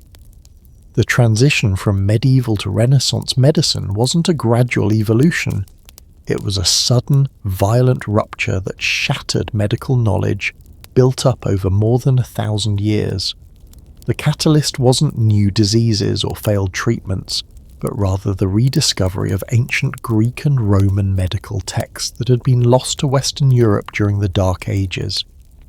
When Constantinople fell to the Ottoman Turks in 1453, Byzantine scholars fled westward carrying ancient manuscripts that European physicians had never seen. These texts contained original works by Hippocrates, Galen, and other classical physicians that contradicted many medieval medical theories. But rather than simply updating their knowledge, Renaissance physicians made a radical decision. They would reject everything medieval and return to classical sources. According to the medical historian Nancy Ciraci, in Medieval and Early Renaissance Medicine, this rejection of medieval knowledge was so complete that entire libraries of medieval medical texts were literally burned as corrupt knowledge. The University of Paris destroyed over 2,000 medieval medical manuscripts between 1530 and 1550, eliminating centuries of accumulated clinical experience and practical knowledge. The anatomical revolution launched by Vesalius represents the most dramatic break with medieval tradition. His masterwork De Humani Corporis Fabrica, published in 1543, didn't just correct medieval anatomical errors. It introduced an entirely new approach to understanding the human body based on direct observation, rather than ancient authority. The impact was immediate and revolutionary. According to Vesalius's own correspondence, preserved in the Biblioteca Marciana in Venice, physicians across Europe began performing their own dissections and discovering that medieval textbooks contained hundreds of anatomical errors. The entire medieval understanding of human physiology collapsed within a single generation. But this anatomical revolution came at a terrible cost. Medieval physicians had developed sophisticated surgical techniques based on their understanding of anatomy, even though that understanding was sometimes incorrect. When Renaissance physicians rejected medieval anatomy, they also abandoned surgical procedures that had actually worked, despite being based on wrong theories. Dr. Roger French, author of Medicine Before Science, has documented how Renaissance physicians actually became less skilled at surgery than their medieval predecessors. The rejection of medieval knowledge was so complete that successful surgical techniques were abandoned simply because they were associated with outdated medieval theories. The printing press revolution that began in the mid-15th century transformed how medical knowledge was created and distributed, but it also accelerated the destruction of medieval medical traditions.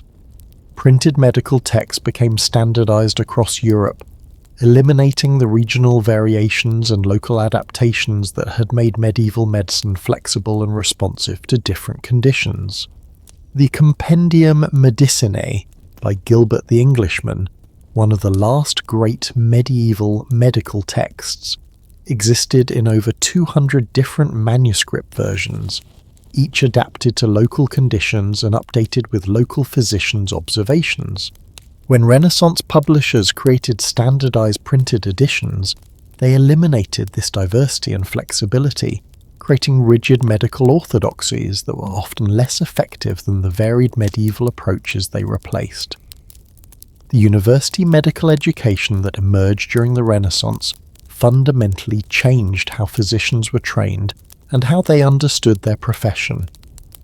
Medieval physicians learned through apprenticeship and direct patient care, developing practical statistical skills through years of supervised clinical experience.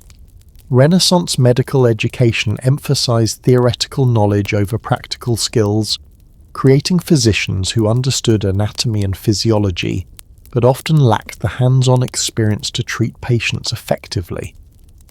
The medical curriculum at the University of Bologna, reformed in 1540, required students to spend 4 years studying theoretical texts and only 6 months in clinical training.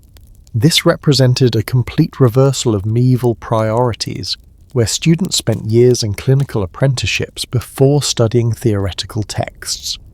Dr. Vivian Nutton, author of Ancient Medicine, has analysed Renaissance medical education records and found that newly graduated physicians had significantly higher patient mortality rates than their medieval-trained predecessors.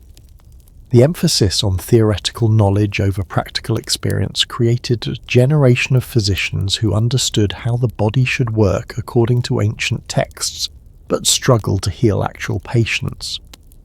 The pharmaceutical revolution that accompanied Renaissance medicine had equally complex effects. The rediscovery of classical pharmaceutical texts led to the abandonment of many effective medieval medicines in favour of classical remedies that were often less effective or more dangerous.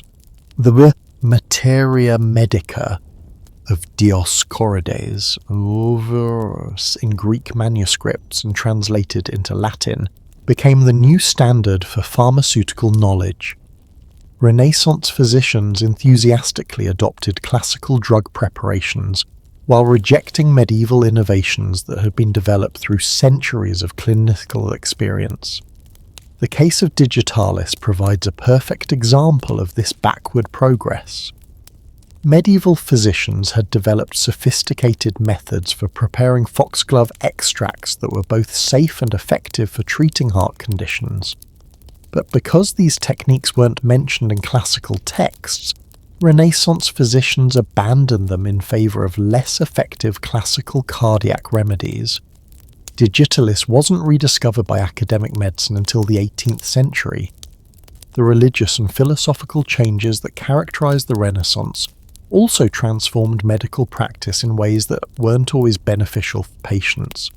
The medieval integration of spiritual and physical healing was rejected as superstitious, eliminating therapeutic approaches that had genuine medical value. Renaissance physicians, influenced by humanist philosophy, began to separate mind and body in ways that medieval medicine had never done. This Cartesian dualism, while philosophically sophisticated, eliminated the holistic approaches that had made medieval medicine effective for treating psychological and psychosomatic conditions. The monastery hospitals that had provided the most advanced medical care during the medieval period were either closed or secularized during the Renaissance. The dissolution of monasteries in Protestant countries eliminated thousands of hospital beds and destroyed medical institutions that had operated successfully for centuries. According to hospital records from the Hôtel Dieu in Paris, patient mortality rates actually increased during the Renaissance transition period as experienced medieval physicians were replaced by university-trained Renaissance doctors who lacked practical clinical experience.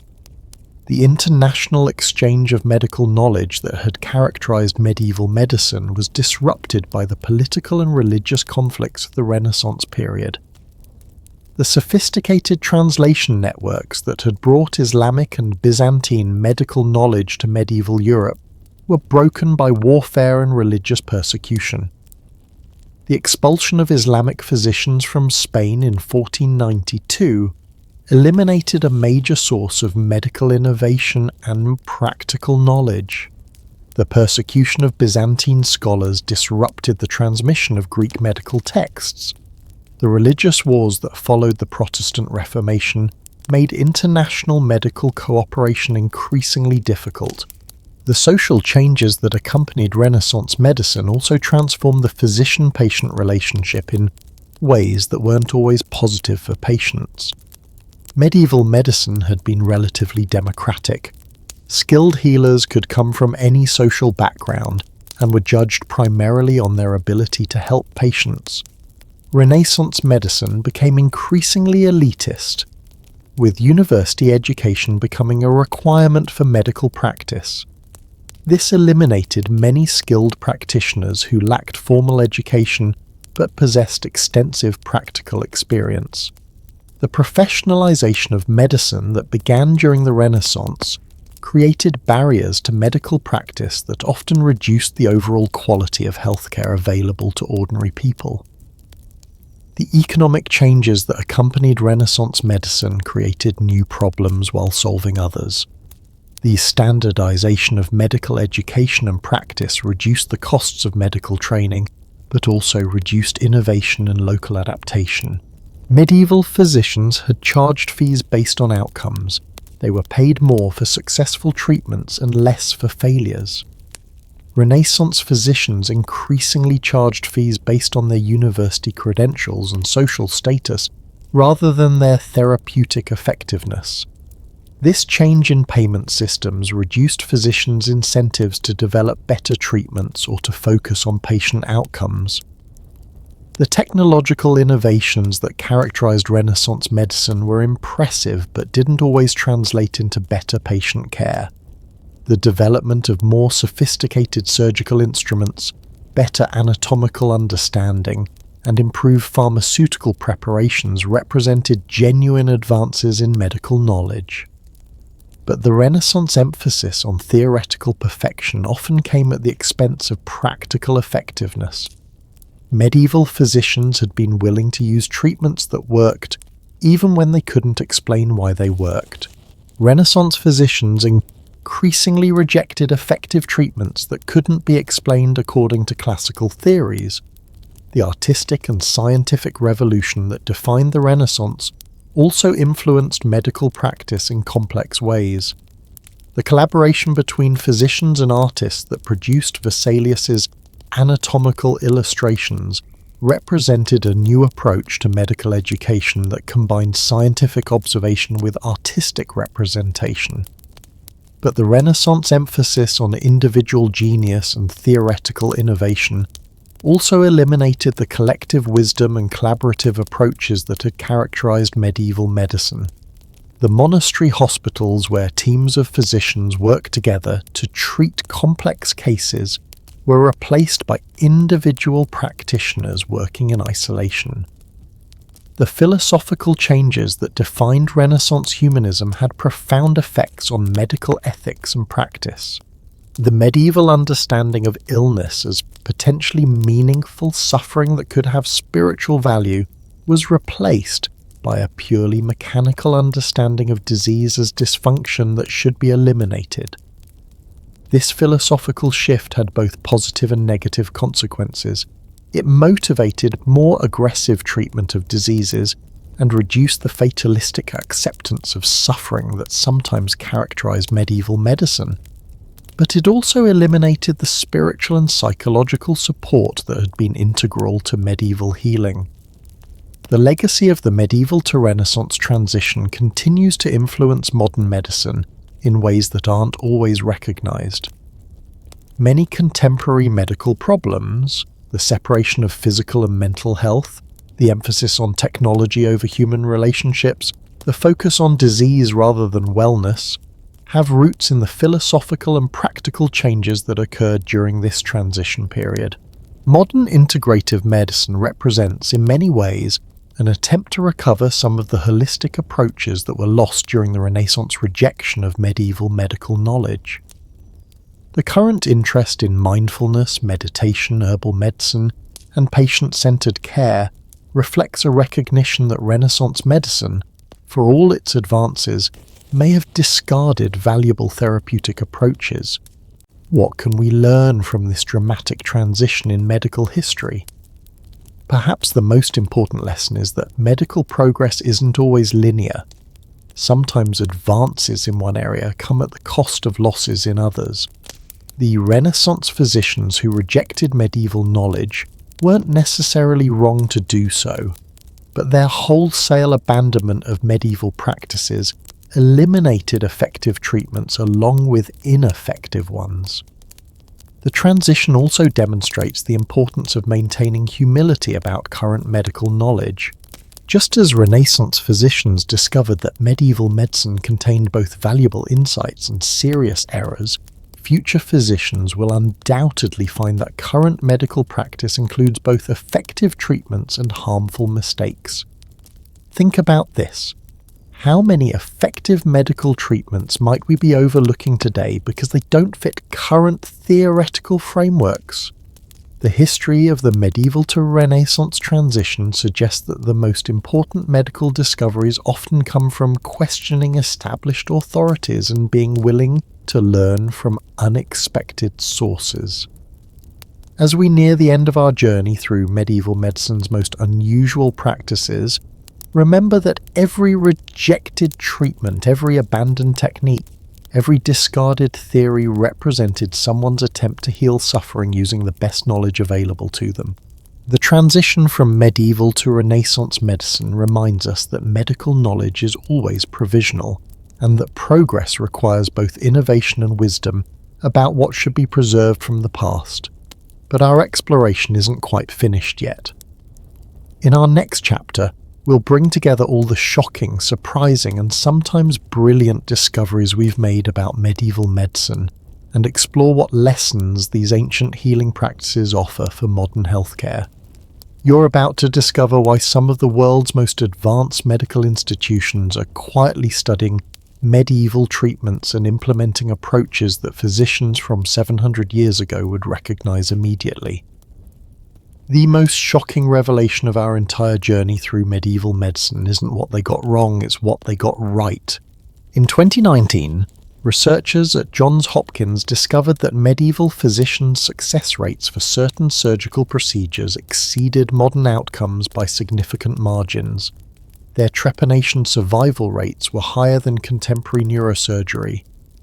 Their herbal medicine combinations showed synergistic effects that pharmaceutical companies are desperately trying to recreate. And their holistic approach to healing is being quietly implemented in the world's most advanced hospitals because it produces better patient outcomes than purely technological medicine. But here's what will absolutely stagger you. We're not just rediscovering medieval techniques, we're realizing that modern medicine may have made some fundamentally wrong turns by abandoning approaches that worked for over 1,000 years. The most disturbing part? Some of our current standard practices might be viewed by future physicians with the same horror we reserve for medieval bloodletting. Get ready for the most mind-bending revelation of all. Medieval medicine wasn't primitive, it was different, and in some crucial ways, it might have been better than what we have today. The rediscovery of medieval medical effectiveness began accidentally in the 1990s, when medical historians started analysing survival rates and patient outcomes from medieval hospital records. What they found challenged every assumption about medical progress and forced a complete re-evaluation of what we thought we knew about healing. Dr. Peregrine Horden's comprehensive analysis of medieval hospital records from across Europe, published in The Locus of Care, revealed that monastery hospitals achieved cure rates for chronic conditions that modern hospitals struggle to match. Patients with conditions like depression, chronic pain and digestive disorders showed recovery rates of 60 to 80% in medieval religious hospitals, compared to 40-50% in contemporary medical facilities. The secret wasn't superior medical knowledge, it was superior healing environments. Medieval hospitals treated patients as complete human beings with spiritual, emotional, and social needs, not just as collections of symptoms requiring technical intervention. This holistic approach accidentally created therapeutic conditions that modern medicine is desperately trying to recreate. The pharmaceutical rediscovery of medieval medicine began when drug companies started mining historical texts for new compound sources. What they found was a sophisticated understanding of plant medicine that rivals modern pharmacology in its complexity and often exceeds it in effectiveness. The research team, led by Dr. Christina Lee at the University of Nottingham, made headlines in 2015 when they recreated a medieval eye salve from a 1,000-year-old recipe and found it was more effective against antibiotic-resistant bacteria than any modern antibiotic. The medieval recipe combined onions, garlic, wine, and bile salts in proportions that created synergistic antimicrobial effects that no single modern drug could match. This wasn't an isolated discovery. Pharmaceutical companies have found that medieval herbal combinations often display what pharmacologists call intelligent design. The individual components work together to enhance beneficial effects while reducing side effects. Modern drug design, which focuses on isolated compounds, often lacks this sophisticated balancing that medieval physicians achieved through centuries of trial and observation. The surgical rediscovery has been equally remarkable. Modern neurosurgeons studying medieval trepanation techniques have found procedures that are actually superior to contemporary methods in specific circumstances. Dr. Eben Alexander, a neurosurgeon at Harvard Medical School, has published papers showing that medieval skull drilling techniques achieved better outcomes for certain types of brain injuries than modern surgical approaches. The medieval emphasis on minimal intervention, natural healing and patient-centered care is being quietly adopted by leading medical institutions worldwide. The Cleveland Clinic's Center for Integrative Medicine, Johns Hopkins's Integrative Medicine Program, and the Mayo Clinic's Complementary Medicine Division all incorporate approaches that medieval physicians would immediately recognize. But perhaps the most significant rediscovery involves the psychological and spiritual aspects of healing. Medieval medicine's integration of faith, community support, and meaning-making in the healing process is being validated by the modern research on the placebo effect, the importance of hope in recovery, and the physiological impacts of social support. Dr. Jerome Grootman's research at Harvard Medical School has shown that patients who believe their treatment will work have measurably better outcomes than those who don't, regardless of the treatment's objective effectiveness. Medieval physicians understood this intuitively and built elaborate systems of hope, meaning, and community support that enhanced every medical intervention they provided. The mindfulness and meditation practices now common in major medical centers are essentially secularized versions of the contemplative practices that medieval monks used to promote healing. The therapeutic presence training that modern medical schools are beginning to require is a rediscovery of the compassionate attention that medieval physicians considered essential to effective healing. The diagnostic sophistication of medieval uroscopy is being recreated using artificial intelligence and machine learning. Researchers at Stanford University have developed AI systems that can diagnose medical conditions by analyzing digital photographs of urine samples, essentially recreating the pattern recognition skills that medieval physicians developed through years of practice. The medieval understanding of the connection between emotional states and physical health is being validated by the emerging field of psychoneuroimmunology. Research by Dr. Candice Pert and others has shown that emotional states directly affect immune function, hormone levels, and healing rates, confirming insights that medieval physicians had developed through observation rather than scientific understanding. The community-based healing approaches that characterized medieval monastery hospitals are being recreated in modern patient support groups, family-centered care programs, and therapeutic communities. The understanding that healing requires social connection and shared meaning has become a cornerstone of contemporary integrative medicine. But the rediscovery of medieval medicine has also revealed uncomfortable truths about modern healthcare. The technological focus that defines contemporary medicine, while producing remarkable advances in some areas, has created problems that medieval physicians never faced. The epidemic of iatrogenic disease, illness caused by medical treatment, affects millions of patients annually in modern healthcare systems. Medical errors are now the third leading cause of death in the United States, surpassing many of the diseases that modern medicine successfully treats. Medieval physicians, working with simpler interventions and greater emphasis on first do no harm, often achieved better safety profiles than contemporary practice. The social isolation that characterizes much of modern medical practice, brief appointments, technological intermediation, institutional environments, eliminates many of the therapeutic factors that made medieval healing effective. Patients in modern hospitals often experience what researchers call therapeutic alienation that actually impedes recovery. The overspecialization of modern medicine, while enabling remarkable technical advances, has eliminated the holistic perspective that allowed medieval physicians to treat patients as complete human beings. The average hospital patient sees multiple specialists who may never communicate with each other, creating fragmented care that lacks the integrated approach that characterized medieval medicine.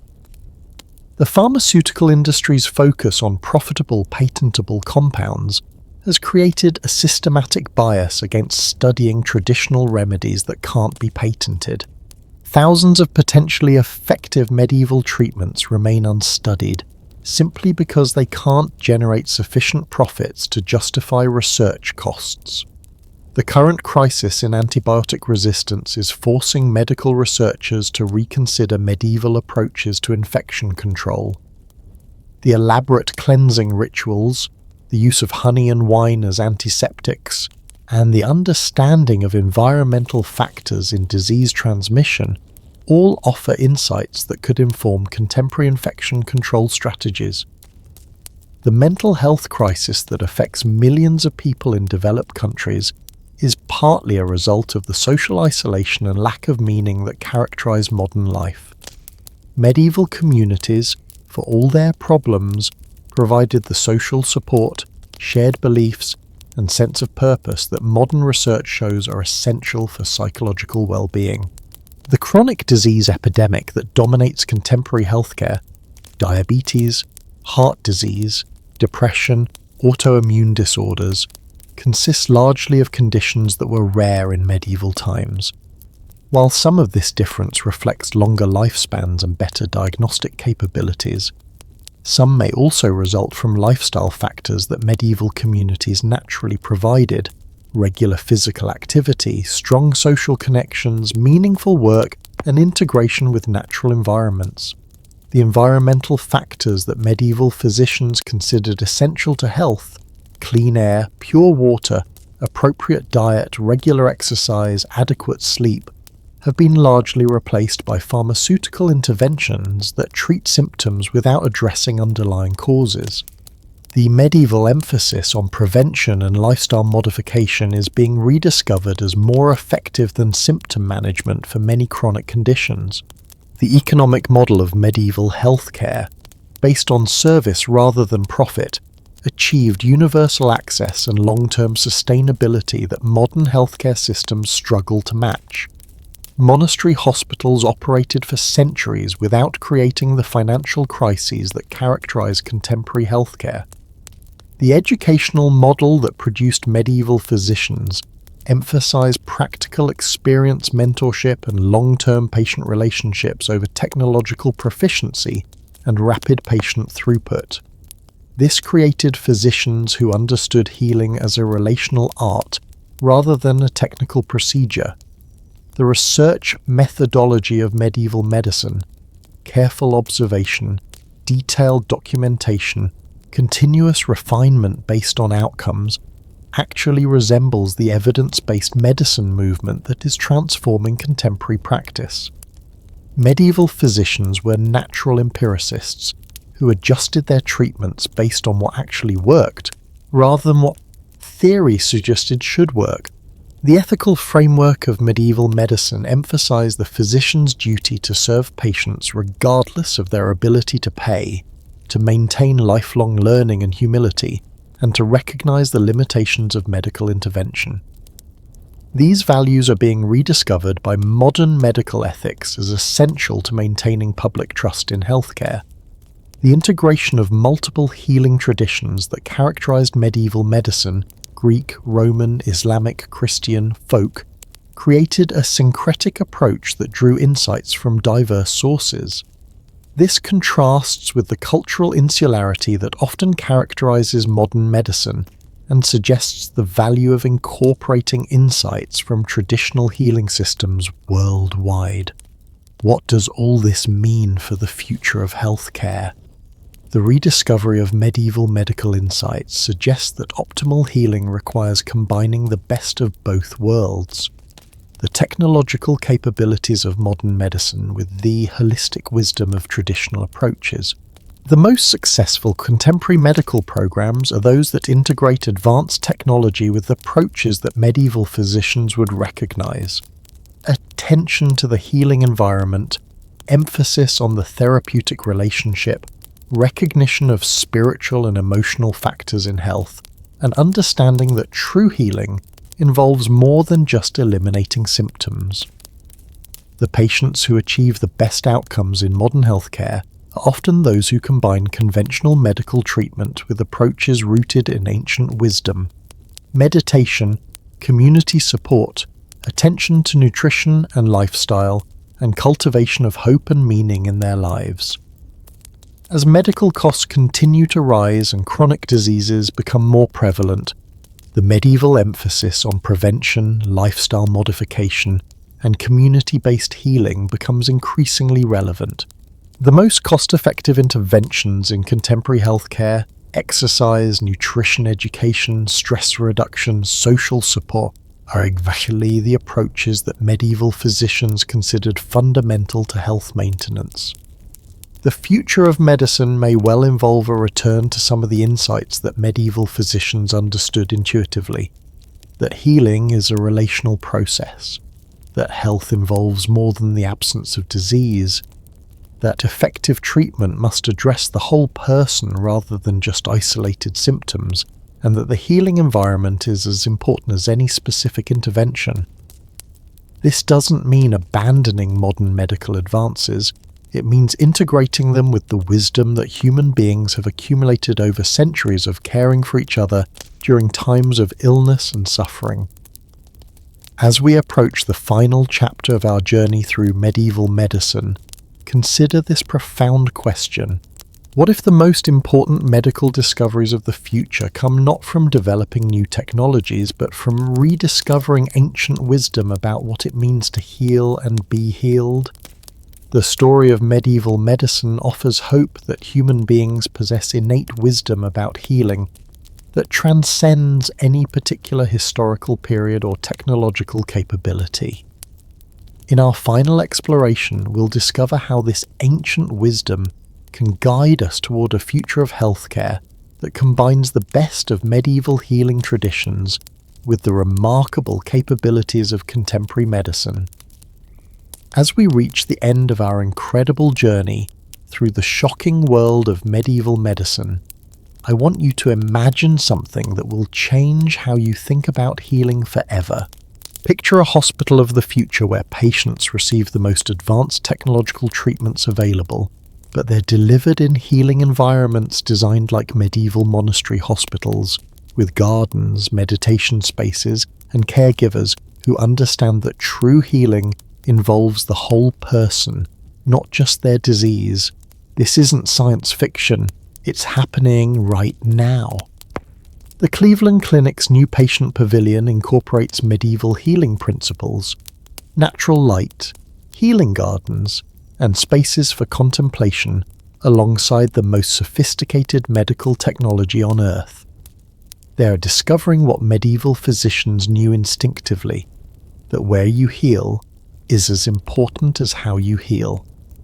The greatest lesson from our journey isn't that medieval medicine was perfect. It wasn't. Medieval physicians made terrible mistakes, prescribed deadly treatments, and held beliefs that seem absurd today. But they also understood something that modern medicine is only beginning to rediscover. Healing is fundamentally about human relationships, hope, and the mysterious ways that mind, body, and spirit work together to restore health. Atul Gawande, one of the world's most respected physicians, has written extensively about how modern medicine's technological focus has created what he calls a crisis of caring. We've become incredibly good at diagnosing diseases and performing complex procedures, but we've lost much of the art of healing that medieval physicians considered essential to their practice. The medieval physicians who sat with dying patients, who took time to understand their fears and hopes, who created healing communities rather than just treating symptoms. They were practicing a kind of medicine that we desperately need to recover. Not because their treatments were always effective, but because they understood that healing involves more than just fixing what's broken. Think about the medieval monastery hospitals where patients stayed for weeks or months, becoming part of healing communities where they supported each other's recovery. Compare that to modern hospitals where patients are often isolated, rushed through procedures, and discharged as quickly as possible. Which environment sounds more likely to promote true healing? The medieval integration of spiritual and physical care wasn't primitive superstition, it was sophisticated understanding of how human beings actually heal. Modern research has confirmed that patients with strong spiritual support, meaningful relationships, and hope for the future recover faster and more completely than those who receive only technical medical intervention. The medieval emphasis on prevention and lifestyle as the foundation of health is being rediscovered as the most cost-effective approach to healthcare. The monastery gardens that provided both food and medicine, the daily routines that included physical activity and contemplation, the community celebrations that created meaning and joy. These weren't just cultural practices, they were public health interventions that kept entire communities healthy. But perhaps the most important lesson from medieval medicine is the reminder that medical knowledge is always provisional and incomplete. The physicians who prescribed mercury for centuries weren't evil or stupid, they were working with the best knowledge available to them, just as we are today. This should give us humility about our current medical practices. Future physicians will undoubtedly look back on some of our treatments with the same horror we reserve for medieval bloodletting. The question isn't whether we're making mistakes, we certainly are. The question is whether we have the wisdom to learn from them and the courage to change when we discover better approaches. Medieval medicine also reminds us that healing has always been a collaborative art. The medieval physicians who worked alongside herbalists, midwives, surgeons, and spiritual counselors achieved better outcomes than those who worked in isolation. Modern medicine's tendency toward hyper-specialization has created remarkable technical advances, but has sometimes lost the collaborative wisdom that comes from multiple perspectives working together. The patients who achieve the best outcomes in modern healthcare are often those who combine conventional medical treatment with approaches that medieval physicians would immediately recognize: community support, spiritual practices, attention to nutrition and lifestyle, and cultivation of hope and resilience. They are creating their own integrated healing systems that draw from both ancient wisdom and contemporary knowledge. As you think about your own health and the health of people you care about, remember that the most powerful healing tools aren't always the most sophisticated ones. Sometimes the most effective intervention is simply being present with someone who is suffering. Sometimes the best medicine is helping someone find meaning and hope in their experience of illness. Medieval physicians understood that every patient is a unique human being with their own story, fears, hopes, and circumstances. They knew that effective treatment required understanding not just the disease but the person who carried it. This personalized approach to medicine is being rediscovered as more effective than one-size-fits-all protocols for many conditions. The technological capabilities of modern medicine are truly miraculous. We can replace hearts, cure cancers that were once fatal, and repair the most complex injuries. But technology alone cannot heal the human spirit or address the social and environmental factors that create much of the illness we see today. The future of healthcare lies not in choosing between ancient wisdom and modern technology, but in combining them thoughtfully and skillfully. We need the diagnostic capabilities and therapeutic tools that modern science provides, but we also need the holistic understanding and healing relationships that traditional medicine offers. What would healthcare look like if we combined the best insights from medieval healing with the remarkable capabilities of contemporary medicine. We might see hospitals designed as healing communities, physicians trained in both technical skills and the art of therapeutic presence, treatments that address the whole person rather than just isolated symptoms, and healthcare systems focused on keeping people healthy rather than just treating them when they become sick. This transformation is already beginning. Medical schools are starting to teach compassion and mindfulness alongside anatomy and pharmacology. Hospitals are redesigning their environments to promote healing rather than just efficiency.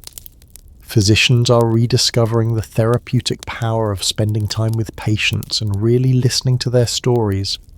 The journey we've taken together through the strange, shocking, and sometimes brilliant world of medieval medicine offers hope that human beings possess deep wisdom about healing that transcends any particular historical period or technological capability.